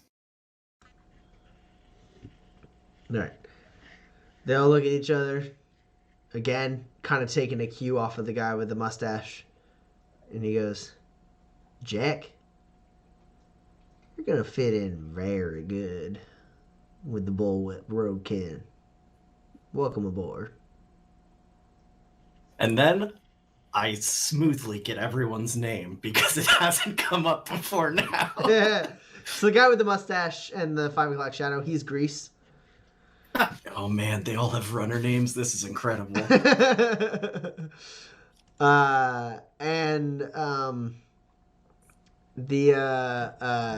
There's Livewire.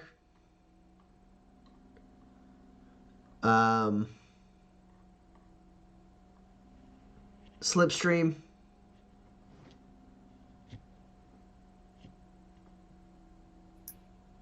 Kelly. And Duncan. Roadkin for Cool. And they put a jacket around you and button you up and then tussle your hair a little bit. Meanwhile, Pax and Kinsey, what are the two of you up to? Kinsey exits Pax's pod and makes a big show of like zipping up his zipper and adjusting himself, primping himself and I'm not sure what he does next. That's actually a great question. I think he's going to take a cue from Pax and start ordering people around to do things. Sure. You there, make sure you tighten up that gasket. And you over there, did you replace that oil? Good, well done. Yeah, you don't need to roll for it. They're all just like, hey, whatever you say. Pax, what are you up to?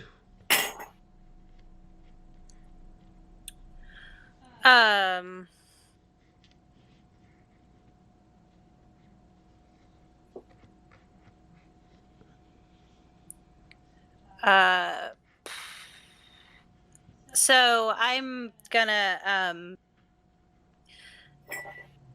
move around to kind of like the people that like, like the sycophant people and like the like people who were like kind of like becoming my lieutenants and stuff. Mm-hmm. Right? And I'm gonna basically be like, all right, this Kinsey fella, he's new. So let's just humor him, but remember how good Red Wheel's been to us. Pass it along quiet like. And it did come from me. Pax right there with you, boss. All right.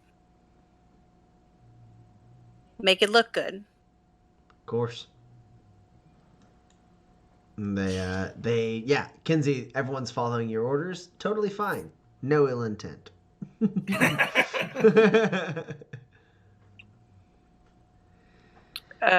Yeah. And then I'll bang on the pot again and be like, lunch. Sure. So everyone eventually lunch is whipped up by some of the members of the Cloud Cutters. Everyone starts eating a little bit. And at a certain point, a person Roland knows as Grease walks over to Kinsey and goes, Red Wheel mentioned you wanted to take a look at the bullwhip, do a bit of an inspection. Name's Grease, by the way. Pleasure to make your acquaintance, Koenig. Grease, very nice to meet you. You give him like a little like yeah, he does not appreciate the style of handshake you give him. And he goes, yeah, Red Wheel's waiting down by the bullwhip. If you want, I can take you down. I figure you don't know your way around the camp yet. You only been here for less than a day. Does she have her mechanic with her? I'd love to adjust the controls to my own preferred settings. Absolutely. Whatever you desire, Kinsey Koenig. Very nice. And why don't you go and find the boss as well? I like that one. I think she's got a good control of the situation. She might have some insight into the workings of this vehicle and the workings of our clan. He like hesitates just for a moment. He goes, course. Tell her Kinsey sent you. Yeah. Well, here, let me introduce you to Livewire here. She'll take you the rest of the way down. I'll go find the boss. Very well. And the short woman with a shaved head says, Kinsey Koenig, follow me down to the bullwhip for your astute and talented perception. Thanks very much. Livewire, was it? Yep. I like your hair, Livewire. Or lack thereof. Clever. And then she leads you to like a couple retractable ladder footbridges that have been extended down, and you start climbing your way down. Meanwhile, Pax, you are approached by someone you recognize as one of Red Wheel's Roadkin. He comes up to you. He goes, do I gotta call you boss? Pax. Good. I understand Red Wheel's had some words with you? Yes. All right, about Koenig Jr.? Yep. All right, well, we've taken care of that for you. Your services are no longer required. All right. All right. So I'm going to walk around camp for a minute or so. And then I'm going to walk off. And you don't need to worry about nothing. You just keep keeping those grunts in line. Okay. All right. Nice talking to you. Do you... Oh, okay. You too. He looks at you a little confused. He goes, something on your mind there, Pex?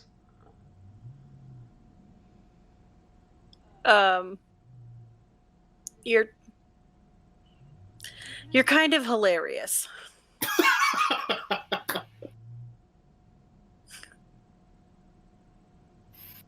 He just stares at you. I mean, because you're not scary. So, like... I ain't the one you have to be scared of. I mean, you're trying to intimidate me, and it's cute. I like it. We're allies, man. So just, walk around the camp a little and then, disappear, because it's not my business. Or you could just walk away, because that would be better in general, because I don't know what your point is here. You don't need to. You just need to follow orders. I'm so scared from your cryptic ways. God. Go away. God.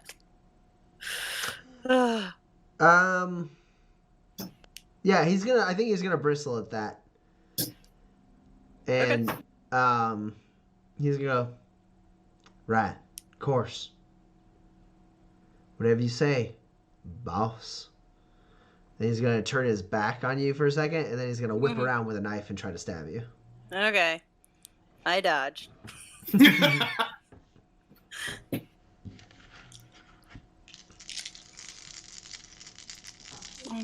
Or if I parry it with enough net hits, can I take it? Or is that a talent? You can't just do it. You'd have to spend your turn. Like, okay. Yeah. You're up against a 12. It's like none of these Roadkin have ever done a coup before. I have a 13. Okay. Just one net hit. So yeah, he spins around, swings a knife at you. You manage barely to like whip out your weapons and like parry the blow slightly. What do you do? I'm gonna just take his knife from him. Children shouldn't have toys.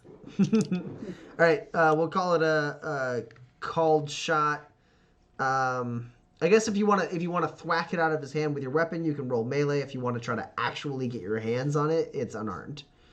Okay. So called shots -2? Yep. Okay.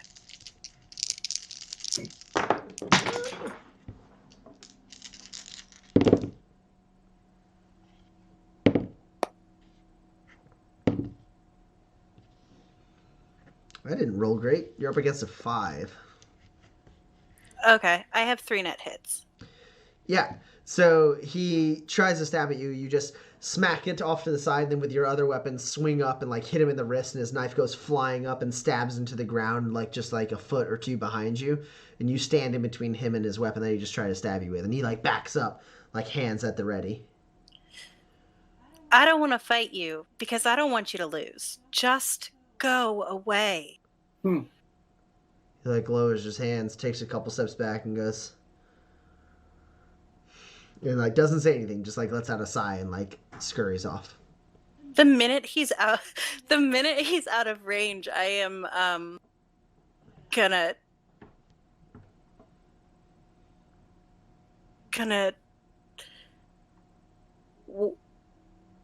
I'm gonna go jump off the cliff.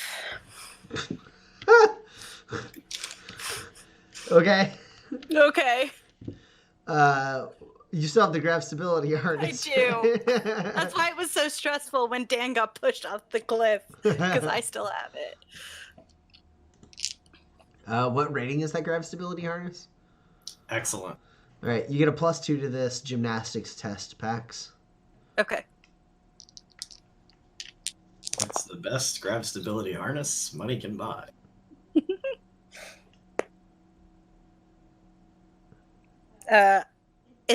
I'm assuming this is unopposed, right? Correct. Okay. I'm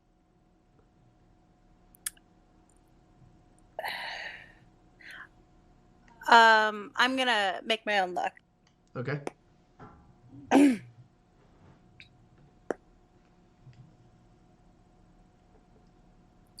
I have 4 hits. Yeah. So Pax, he goes scampering off. You look around. You kind of walk your way over to an edge, and then you just like step off and start falling. The grab stability harness lights up, and you glide down the side of the cliff edge and land smoothly and cleanly on the ground. Picking up enough speed so that you don't lose time towards the ground, but slowing down enough at the end that you're able to just like land on your feet like it was nothing. You start walking your way along the cliff edge. Meanwhile, Roland, you've been with the Roadkin. They've set up around the bullwhip. You've been basically given like a position to make sure, like, and they're like, you're wearing the colors of Red Wheel's kin, so you just tell everyone who walks by to piss off, and they'll follow orders. And if they don't, you kill them. Sure. And they have you kind of like just kind of positioned off to the side. And they're like, just shout if you need a hand. We can come running. I got it. Seems easy enough. Yep. And so you're just kind of standing at a certain position about, you don't really have line of sight to where the bullwhip is, but like if you were to run like 5 to 15 feet, you'd be able to see it down a ways in a little canyon alcove. Cool. What's the large shadows situation around here? It's the middle of the day, so not a ton. Nothing like super dark. There's plenty of there's some shadows for sure because you have a bunch of elevated terrain around you, but nothing that is so dark that it's complete darkness. Yeah, I'm mostly looking for spaces where an Ophidian clan member might materialize out of. Sure. Go ahead and roll an observe test for me.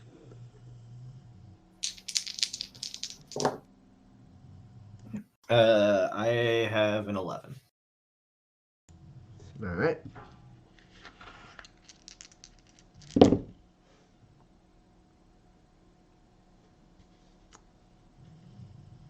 So you're keeping an eye out. You don't see anything out of the ordinary. You kind of pace around. You try to get line of sight to where the bullwhip is.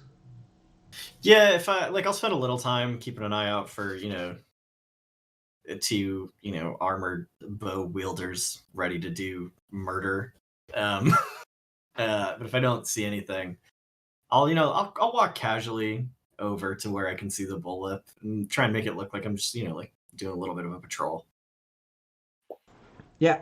So you walk, you see the bullwhip off in the distance. You're checking the shadows, keeping an eye out. You don't see any Ophidian clan members skulking around anywhere, but you do see a ways past the bullwhip walking down the end opposite from you. Kinsey being led by Livewire towards the bullwhip. Meanwhile, Pax, what are you up to? So my goal was to get within, to sneak within line of sight. I can move at full speed while sneaking. Of Kinsey. So that's my goal. Sure. Just go yeah. ahead and roll a sneak test for me. Okay. Can I also try and notice her sneaking? Yeah, you can roll an observe test. Okay.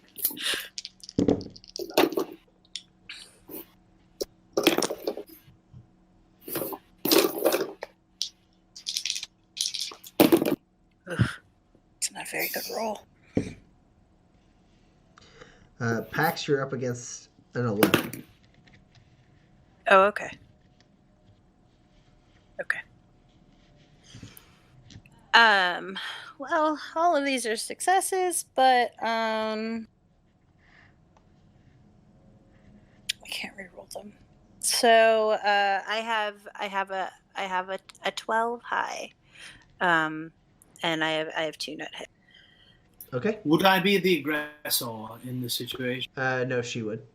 Shit. Well, fine. So you don't have any net successes, Kinsey? Yeah. All right, Pax, you manage to skulk behind. You see Livewire leading Kinsey towards the bullwhip. You may make yourself known to Kinsey because you can see he's kind of keeping an eye out around. And you could... There's a point where Livewire isn't looking, and you could let Kinsey know you're there if you want. No, I don't trust him to hide it. Shocking. All right. I imagine if Kinsey is keeping an eye out and looking around, I'm not hiding, and he might notice me. Yeah, if you're not hiding, I mean, it's down a ways a little bit, but Kinsey, since you're looking around, you do see down quite a ways ahead of the bullwhip is Roland, wearing that kind of gray leather that the rest of Red Wheel's Roadkin wear. Cool. and you get led all the way to the bullwhip, and one of the side hatches slides up, and out steps Red Wheel. She steps out, looks to you. She's wearing her filtration mask. Then she goes, Kinsey Koenig, the bullwhip. Very nice, Red Will. Very nice. Quite the vehicle. Care to take a look inside? If I may, perhaps we could have a discussion before I step inside. She glances to Livewire. Livewire nods and walks off. She goes, speak away, Kinsey Koenig. Brother to sister. Tell me something, sister. Do you feel as though this nomad pack is using its full potential at the moment? Of course. You truly feel as though you are the best, as though there's nothing you could do to be better, to be true to the heart of the nomad tradition. This feels like a conversation for you to have with your father, Kinsey Koenig. I'm just here to follow orders. I'm here to go where Ferdinand tells me.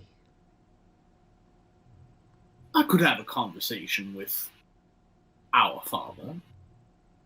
I could have a conversation with Rockford if I thought it would help. But it seems to me as though you are a true nomad. You have the gasoline and oil and all of that stuff running through your blood. I can see it. I have experience with it. I don't think, if I could be honest, I don't think I see that same thing within my family. I've seen it within my mother. You've seen it within my mother, I'm sure. But Koenig, I mean, he's practically a city boy, wouldn't you say? You can roll manipulate, but you can have a +3. I like that.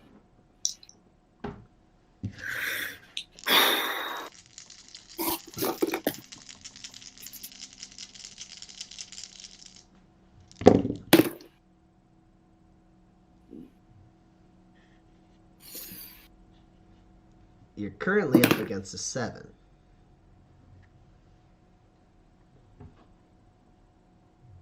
Well, I've got a 1, so... Do you have grit with which to perhaps manufacture luck?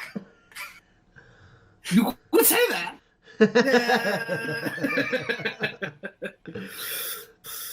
I'll make my luck once.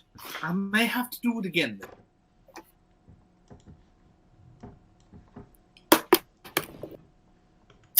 I believe I am the aggressor in the situation. You are. So that's 1 net hit. Whoa. Should I twist the knife? What do you think? I'll twist the knife. I check. This seems important. Yeah, listen, if you're going to get by on a talking something, I feel like this is where your grit should go. Can I sneak around to Roland? Yeah, absolutely. You rolled high enough. Roland, you're kind of watching. You can kind of hear this conversation drifting down as you've kind of made your way there. You're tactful enough not to approach the point where it would ruffle any feathers, but you can kind of hear the voices drifting downwind. And as you're kind of sitting there, you glance to your side, and Pax is like right there. I cannot be mechanically surprised, so... Yeah, exactly. So you don't shout. You hear like a slight like rock like trickle down like the side of something no one else would perceive, and you're like, that's Pax. And you turn your head, and sure enough, Pax is right there peeking around a boulder. Our boy's done good. Oh, my Roadkin.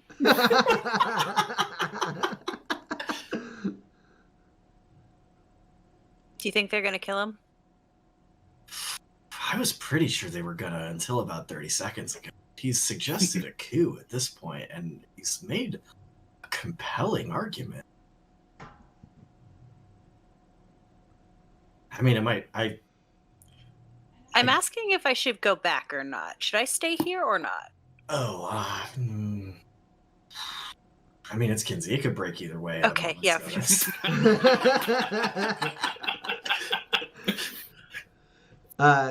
So, Kinsey, you say that. She looks at you for a second. She takes a step back, turns her back on you for a second, presses her hand against, like, the side of the bullwhip and kind of, like, caresses its metal plating. And then she, like, taps it a couple times. And she turns back to you with, like, a perplexed look on her face. And she goes, "This has got to be a test. Ferdinand put you up to this." Look, I've known Ferdinand for about a total of 24 hours. I don't think you could put me up to any kind of test for you, who has practically been leading the Cloud Cutters for, I don't know, as long as you've been a part. Which, have you been a part of the Cloud Cutters since before Ferdinand showed up? Nah, my mother's pack, she had a short end, and Ferdinand came back into my life and scooped me up in time for him to join the Cloud Cutters. We've been with the Cloud Cutters about the same amount of time. How quickly after your mother met a dismal end did he show up to pick you up? I don't know that I'm at a point where I'd like to speak about my mother with you, Kinsey. That's fair enough. Well, let me tell you about my mother. When I was but a toddler, my mother was run off of a cliff, and I presumed her dead. And this was just after I was dropped off for a homestead somewhere in the garden, not important where. But she was run off of a cliff, blinded in one eye, has been disfigured her whole life at the hands of Ferdinand Curley. She thought she could trust him. I'm sure your mother thought she could trust him. It seems to me he could manipulate as many people as he can. If it were up to him, he'd be the emperor of all of Manifest. But, not that that's an easy feat. But you actually get, just like, against her best judgment, you get like a slight chuckle from her when you say that. She's like, then recomposes herself. If I can hear that, I also chuckle at that. and then she goes, "Well, Kinsey, you had to come in with that Pax lady, right? She's you've been drifting with her for some time. She just waltzes on in and takes control of the Cloud Cutters. She's skilled, I'll give her that. But there ain't no motivation for her unless she's working for you." She is very good, as you say, but she's no Cloud Cutter. Right. She kind of straightens up, steps back for a second, sizes you up, and goes, "You're not what I thought you were. Don't know what to make of that. Don't know what to make of that." Look, I have no aspirations regarding leading the Cloud Cutters, regarding being your boss, regarding, quite frankly, to drive this behemoth behind you. I'm not sure that I could actually even handle the thing, but the way that you drive, the way that you have totally decimated the Riveteers. I think that you have what it takes to do whatever you want within this clan. I think that if you were to challenge your father, our father, whatever... Oh no, oh no, oh no. You would have what it takes. Me? Not so much. But I can see within you, you've got it. You know what a nomad pack does. And that's what you could focus on. Do you not see the potential? You can roll manipulate again. We'll give you a +4 again. Tell me when to go. Tell me when to go. Tell me when to go. I don't. He's gone right at it. It's a bold play. I've seen it work before. I'm not thinking usually not it's straight. Did Pax Alright. just disappear? Oh, okay. I dropped my pen. I can't take notes. A +4, you say? Yep. I do tell Pax. Oh, he just sort of blew your cover. What? It might be fine. It might be fine. I am going to murder him if she doesn't. You're up against a 9. That's alright, because I've got no hits and no grit. Yeah. She lets out a sigh and goes, yeah. Yeah. You talk a big game, Kinsey Koenig. But I know, whether you meant it or not, this was a test from my father. And I have no intention of disappointing. And she's going to reach for her gun and draw it on you. Can I shoot her before she does that? You know what? Let's go ahead and do a challenge. Wow. Oh no, now I can't intervene. Yeah. Okay, it might be fine. It might be. Oh no. Oh no. So Kinsey, It's not she's fine. initiating a challenge on you. Sure. She is going to. That's So fine, you actually. roll This is discipline. You roll discipline to resist the challenge. Oh, do I? Well, that's better. Have you procced any of your any of your triggers? Well, let's see. I for sure have not hesitated to commit to a dangerous course of action. Oh, for sure. Yeah. Yes.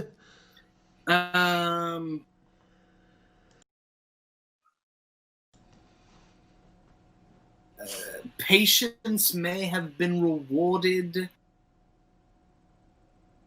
Sure, No, I can't. Surely at some point with one of the At three some of you, point. right?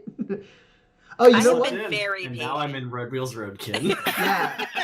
I'd say either Roland joining the Roadkin or even your patience with Kira, letting her live. You have, she's a prisoner, but she's still an ally, it seems like, right?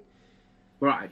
She chose to be tortured instead of give you guys up. That feels like your patience being rewarded. Oh, also, a trap was utilized successfully when Roland was pushed off a cliff, so... I would have had to die, I think. Yeah, I don't think it's... Actually, that's fair. That's fair. Right, but if she shoots I'll you take real good in this moment, then a trap will be utilized successfully. But you do get a great. So you don't anyways. have. So you do or don't have two Yeah, triggers per. he triggered 2 of his triggers, so he Okay, does get a great. Great. No. I should survive this, at least. You're up against a 10 for the challenge. Alright, well, I can't beat that, but I'm still going But to also roll can just to see what happens. succeed. Oh.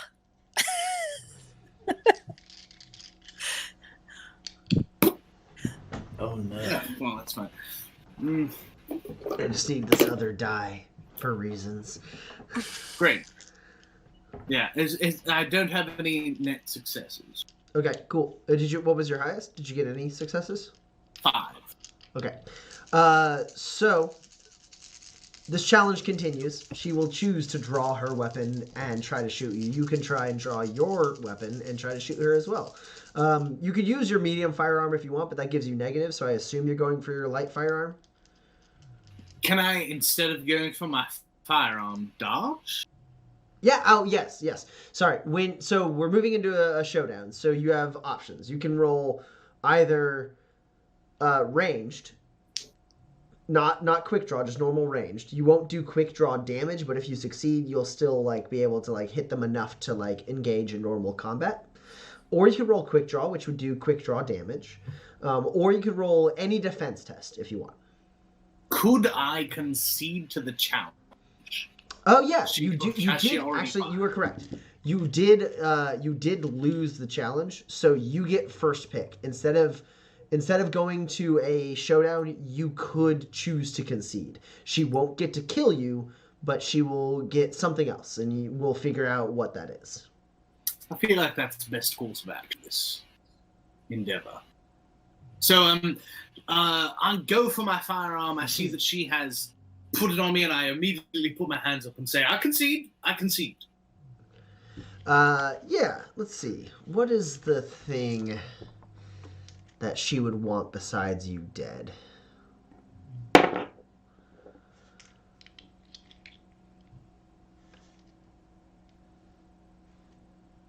I guess she's going to like basically destroy all of your clout with the cloud cutters. She's basically going to like convince you to like not come back to camp, to just leave. Whether or not you like come back to camp like later, the point is like she wants there to be at least a night where you've run off, right? So she has her gun like trained on you, and she doesn't quite pull the trigger. You put your hands up, and she goes, and she lets out like a little sigh, and then she goes, "You're gonna leave, all right? Ferdinand only has room for one blood kin, and that's gonna be me. You're gonna leave." I'm going to tell him that you run off because you don't have what it takes to be a nomad. You ain't wrong. She cocks the hammer back on her gun. I got the nomad blood in me. From my mother. She raised me better than Ferdinand ever could. And I ain't forgotten what she taught me. Now, you're going to leave? I'm going to tell them all that you went away with your tail between your legs. The bullwhip was too much of a beast for you to even look at. You left, weeping, knowing you could never be what I could be. The kid that Koenig needs. You understand? I understand. I'll even shed a crocodile tear for your bullwhip. But tell me something. I'll leave tonight. But what happens if I come back and Koenig still wants me to be the leader? You don't come back. That doesn't have to be a problem. All right. You come back. Better be to kill Ferdinand. Because I sure as shit ain't gonna let you kill me. I guess I better clean my weapons. Go on. Get. Before I change my mind. Good luck. And Kinsey will leave. I'm going to start scaling this cliff.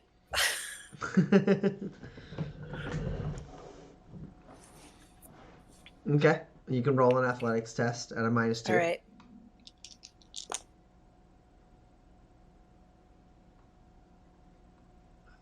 Kinsey, you go walking. Do you walk by Roland and unknown to you where Pax is, or do you walk off some other direction? I'll definitely walk in that direction. So, as I'm passing by, I won't indicate where they are. As I get closer, do I see Pax, or is she just very well hidden? Pax, do you let yourself be seen by Kinsey?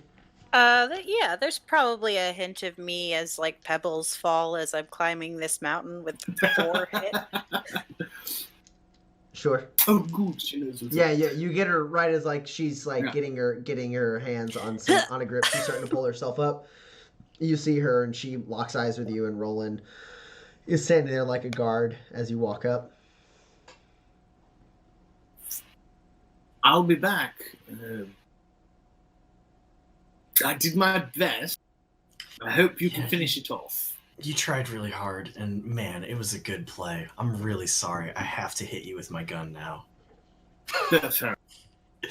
And I slam Kinsey in the stomach with the butt of my rifle. Get out of here. All right, bye now.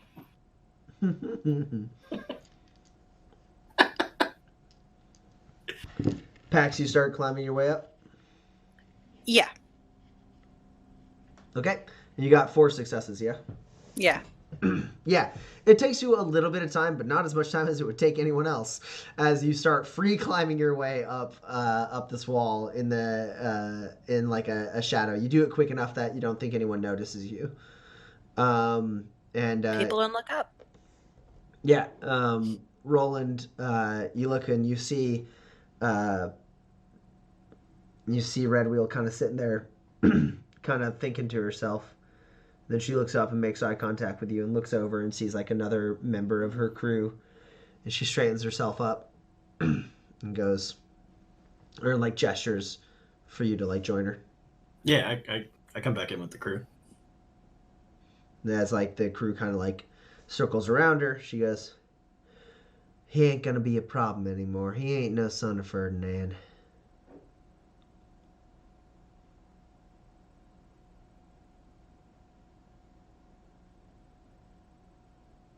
She looks around. The whole crew's silent. And she goes, "Well, back to camp. Let's break the news to my father. I'm sure he'll be distraught to hear his son don't have what it takes." I follow the crew's lead.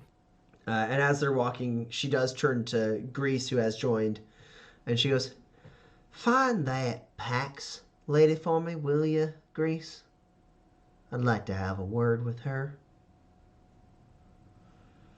Then Grease like nods, and as you guys climb your way up to where the camp is, he splits off looking for Pax. Pax, you did beat them to the camp. Is there anything you do or go to? Oh, yeah, sure. So I'm going to first, I got to retrieve Grease's knife. Because I didn't let him retrieve it. Sure. And then, afternoons, they're hot. So I kind of let people relax a little bit. They work in the cool of the morning and the evening. I'm going to head over to,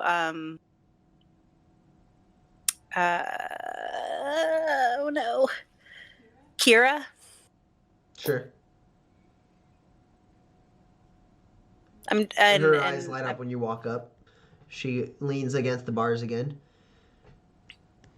"Howdy. Hi. Is it time? Just about. What do you need?" Do you feel like you could walk? She kind of like shifts uncomfortably in the cage. She goes, "It depends on how far, I guess." You gotta make it into camp. "That I can do." Okay. And I'll take her out of the cage. Sure. I mean, you have the skills to pick the lock, so I'm not going to make you do Yeah. it. You lean down, pop the lock, and help her back up onto the ledge. And she kind of is a little unstable, but she like stretches. You hear like bones popping, and she like leans to both sides and stretches herself out. All right. So tell me, so I'll pick her up by like the back of her shirt, right? So it looks like I'm leading her. Sure. And I'll be like, tell me, are you as good at putting things together as you are taking things apart?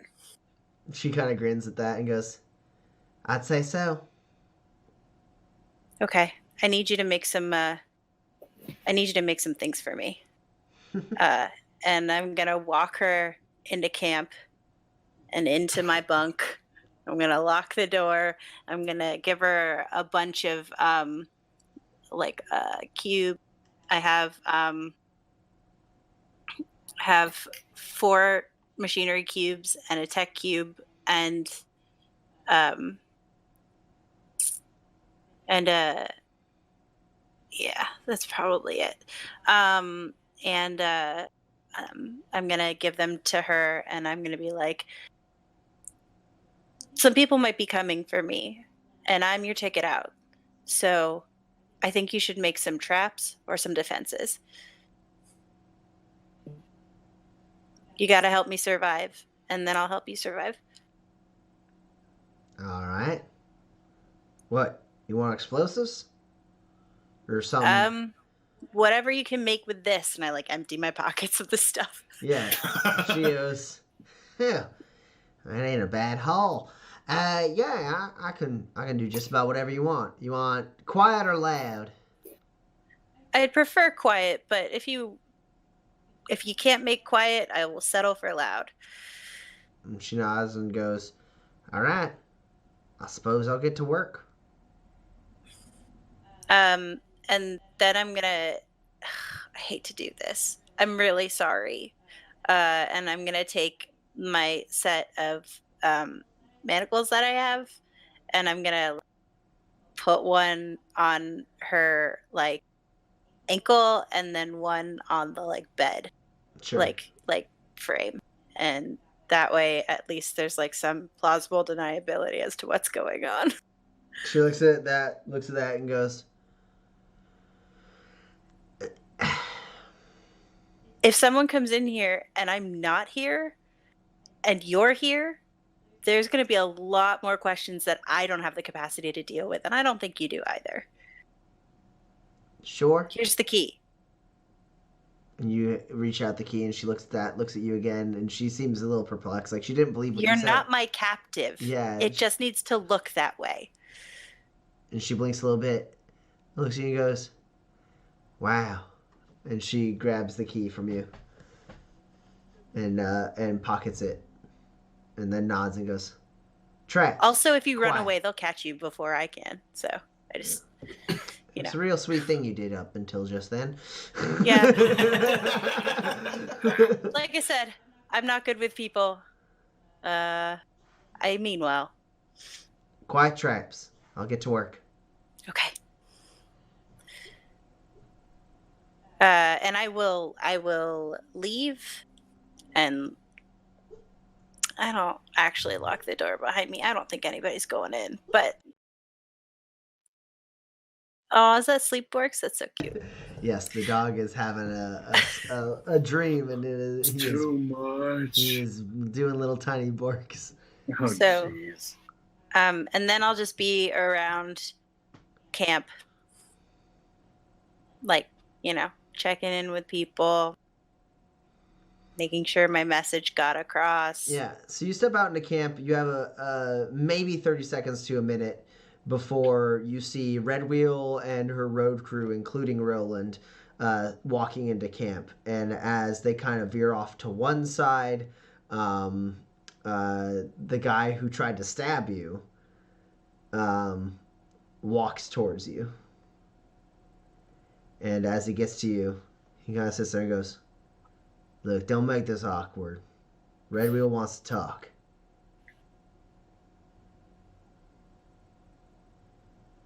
Okay. Follow me. Oh my God. So, if I go with you, and you guys try to kill me, I'm gonna have to kill you guys. So, like, I don't want to do that. Is that what's happening? I'd rather it not happen. Honestly, boss, I don't know what she's gonna do to you. All right. And I will, lead the way. All right, appreciate it. And as you're walking, he just kind of like leans over his shoulder and goes, "You have my knife?" You mean my knife? Kind of nods and looks down as he's walking. He goes, "Hey, that checks out." Oh, that's funny. And he leads you to Red Wheel's housing pod where Roland and the rest of the road crew are. He stops and goes, "I'm gonna wait out here. Honestly, I wish you good luck."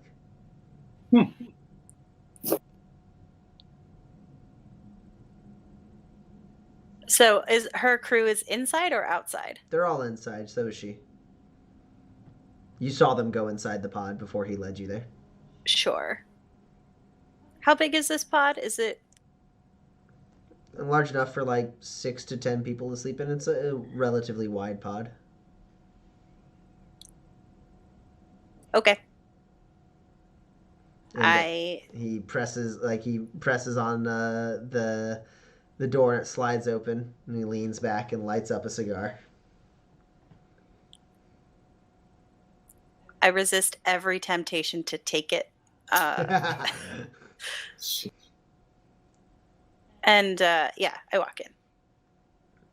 All right, door slides shut behind you, and that's where we'll end this session.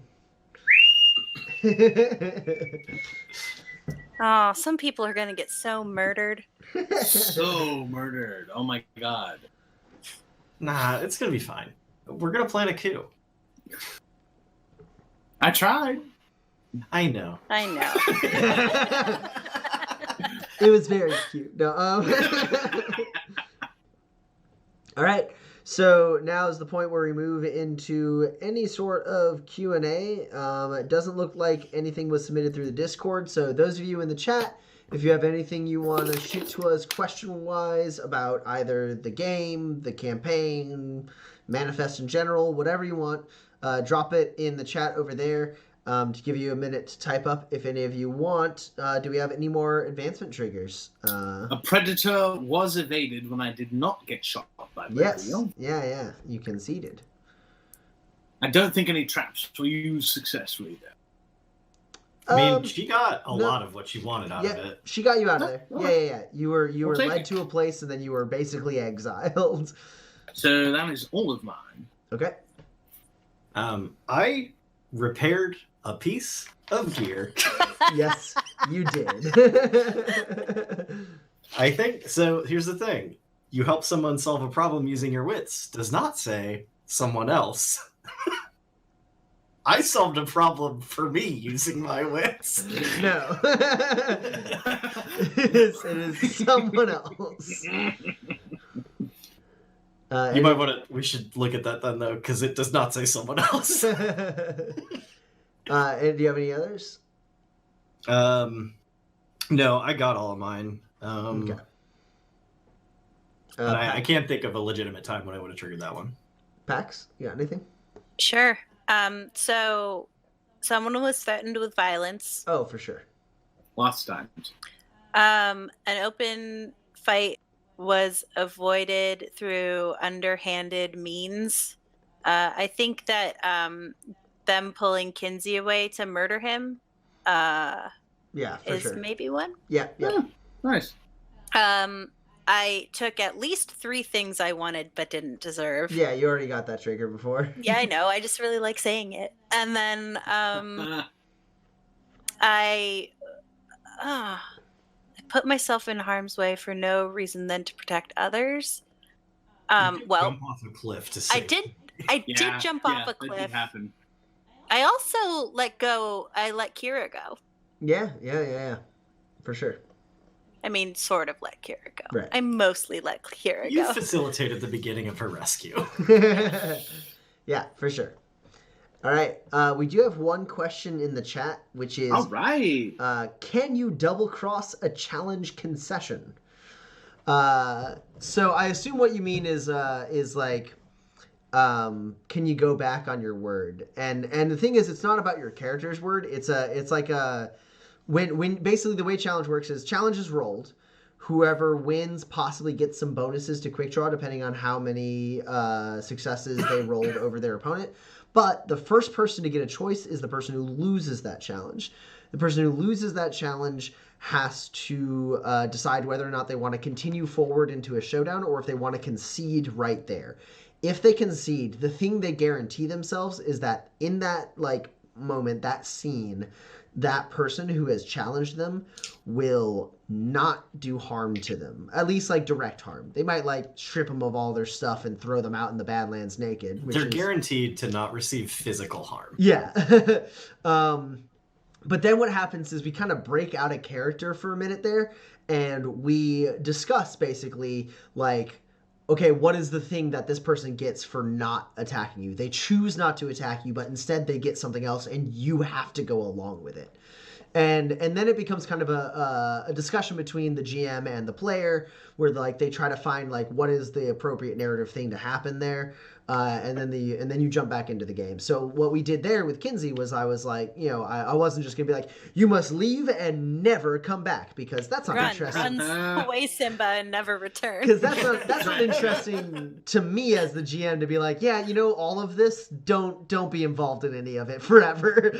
So instead, what I clarified was that I needed Kinsey to leave for basically a day, right? I needed Kinsey to leave, and then he could make his own mind whether or not he wanted to come back or anything. But the agreement was basically the actuality of the Lion King, leave Simba and never come back, which is leave so that I can assert my like dominance in a situation, and then if you want to come back and challenge me, was kind of the situation I laid out.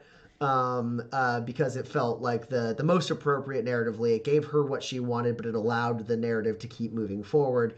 So to say like you can't double cross on what is agreed on, but the GM is encouraged to, like, depending on the situation, either leave you some outs so that you can continue to like interact with the story in general. See, like in this scenario, you've left an out for Kinsey to walk off into the sunset and fly back atop some winged Badlands creature. Yeah, exactly. Kinsey has been removed temporarily from the narrative, but can come back. If this was a different scenario, maybe I would just be like, you can never come back to this town or whatever. Because if the town was all used up and I didn't have anything else I wanted to do as a GM, it could be a narratively interesting thing to just have Kinsey just be blacklisted in a whole town and never be able to go back there.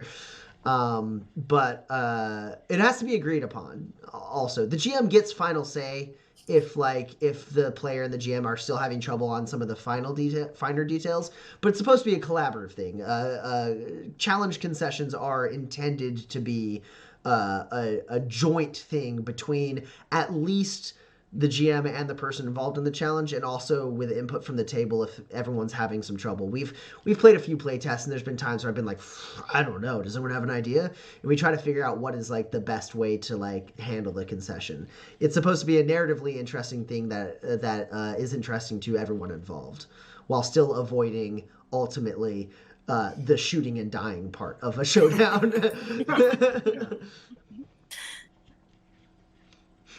Argot Lom says you could come back riding an Augarino. Oh wait, no, that's a Badlands Pete thing. You gotta go to... Is a Snallygaster the flying one, or is it a Snallygaster? Snallygaster does fly, yeah. All right, you gotta find a Snallygaster out there in the desert. This is the region that they live in. Yeah, it's true. Or no, this is where Piazza birds live. Oh, I thought the Snallygasters. I mean, Snallygasters are around. Okay. But yeah, anywho, that seems to be the only question we have currently. So I think we will wrap up tonight's session. We are going to be back on the air April 21st, 8 p.m. Central, we'll see what happens to Pax, and we'll see how Kinsey returns to the action. Guys, I might just be in a new gang. Yeah, I play Red Wheel now. Also, thank you everybody who subscribed tonight. And if you have the chance to subscribe and follow us, hit that bell, and make sure you know when we go live. Also, if you have Amazon Prime, you get one complimentary included subscription on Twitch. And if you haven't used it already, you should use it to subscribe to us. Yeah. So do that. Also, you can find us on social media at Manifest the RPG, on Instagram and Twitter. And we will see. Oh, do we have another one? Not another question. Okay. But Lot Nachos, who asked the question, "Can you double cross a challenge concession?" does posit the notion that a player character with nothing to lose could just challenge everybody and then concede. So concede to everyone they meet and then be immortal. Which you're not wrong, but you will just constantly have bad things happen to you. Like it's never a kind of good character thing. I would play. Yeah, it's never a good thing, right? It's always bad for you and good for the other person. So like, yeah, you'd be immortal, That's but such a wild idea for an NPC. I want to put into a game. Yeah, absolutely. Guy who is always sure that this time he's gonna get one over. but immediately backs down as soon as someone seems like they have a spine. Obviously gonna lose. He's like, whoa. Yeah. Okay, but the one thing is that We were a lot of joking times, around, right? a lot of times, if the challenge, after the challenge ends and the participants aren't dead, a lot of times just combat will break out. So like even if you concede, sometimes it's like, okay, they don't kill you in the face right now, you have a chance to run away and hide, but then they do start shooting Like, at well, you. yeah, it's kind of the same thing, right? Like the agreement is they don't do harm to you right now, but if you go back to them, Yeah. like they might not be interested in doing a whole challenge. They might just be like, nah, we told you to leave, and then shoot you a bunch. So anyway, thank you so much, everybody, for watching tonight, and we will see you next week. Hit that follow and subscribe button, and we love you guys so much. Yeah. Wash your hands. Wash your hands. Enjoy some outro music. Thank you so much for watching. We love you guys. Bye. Bye.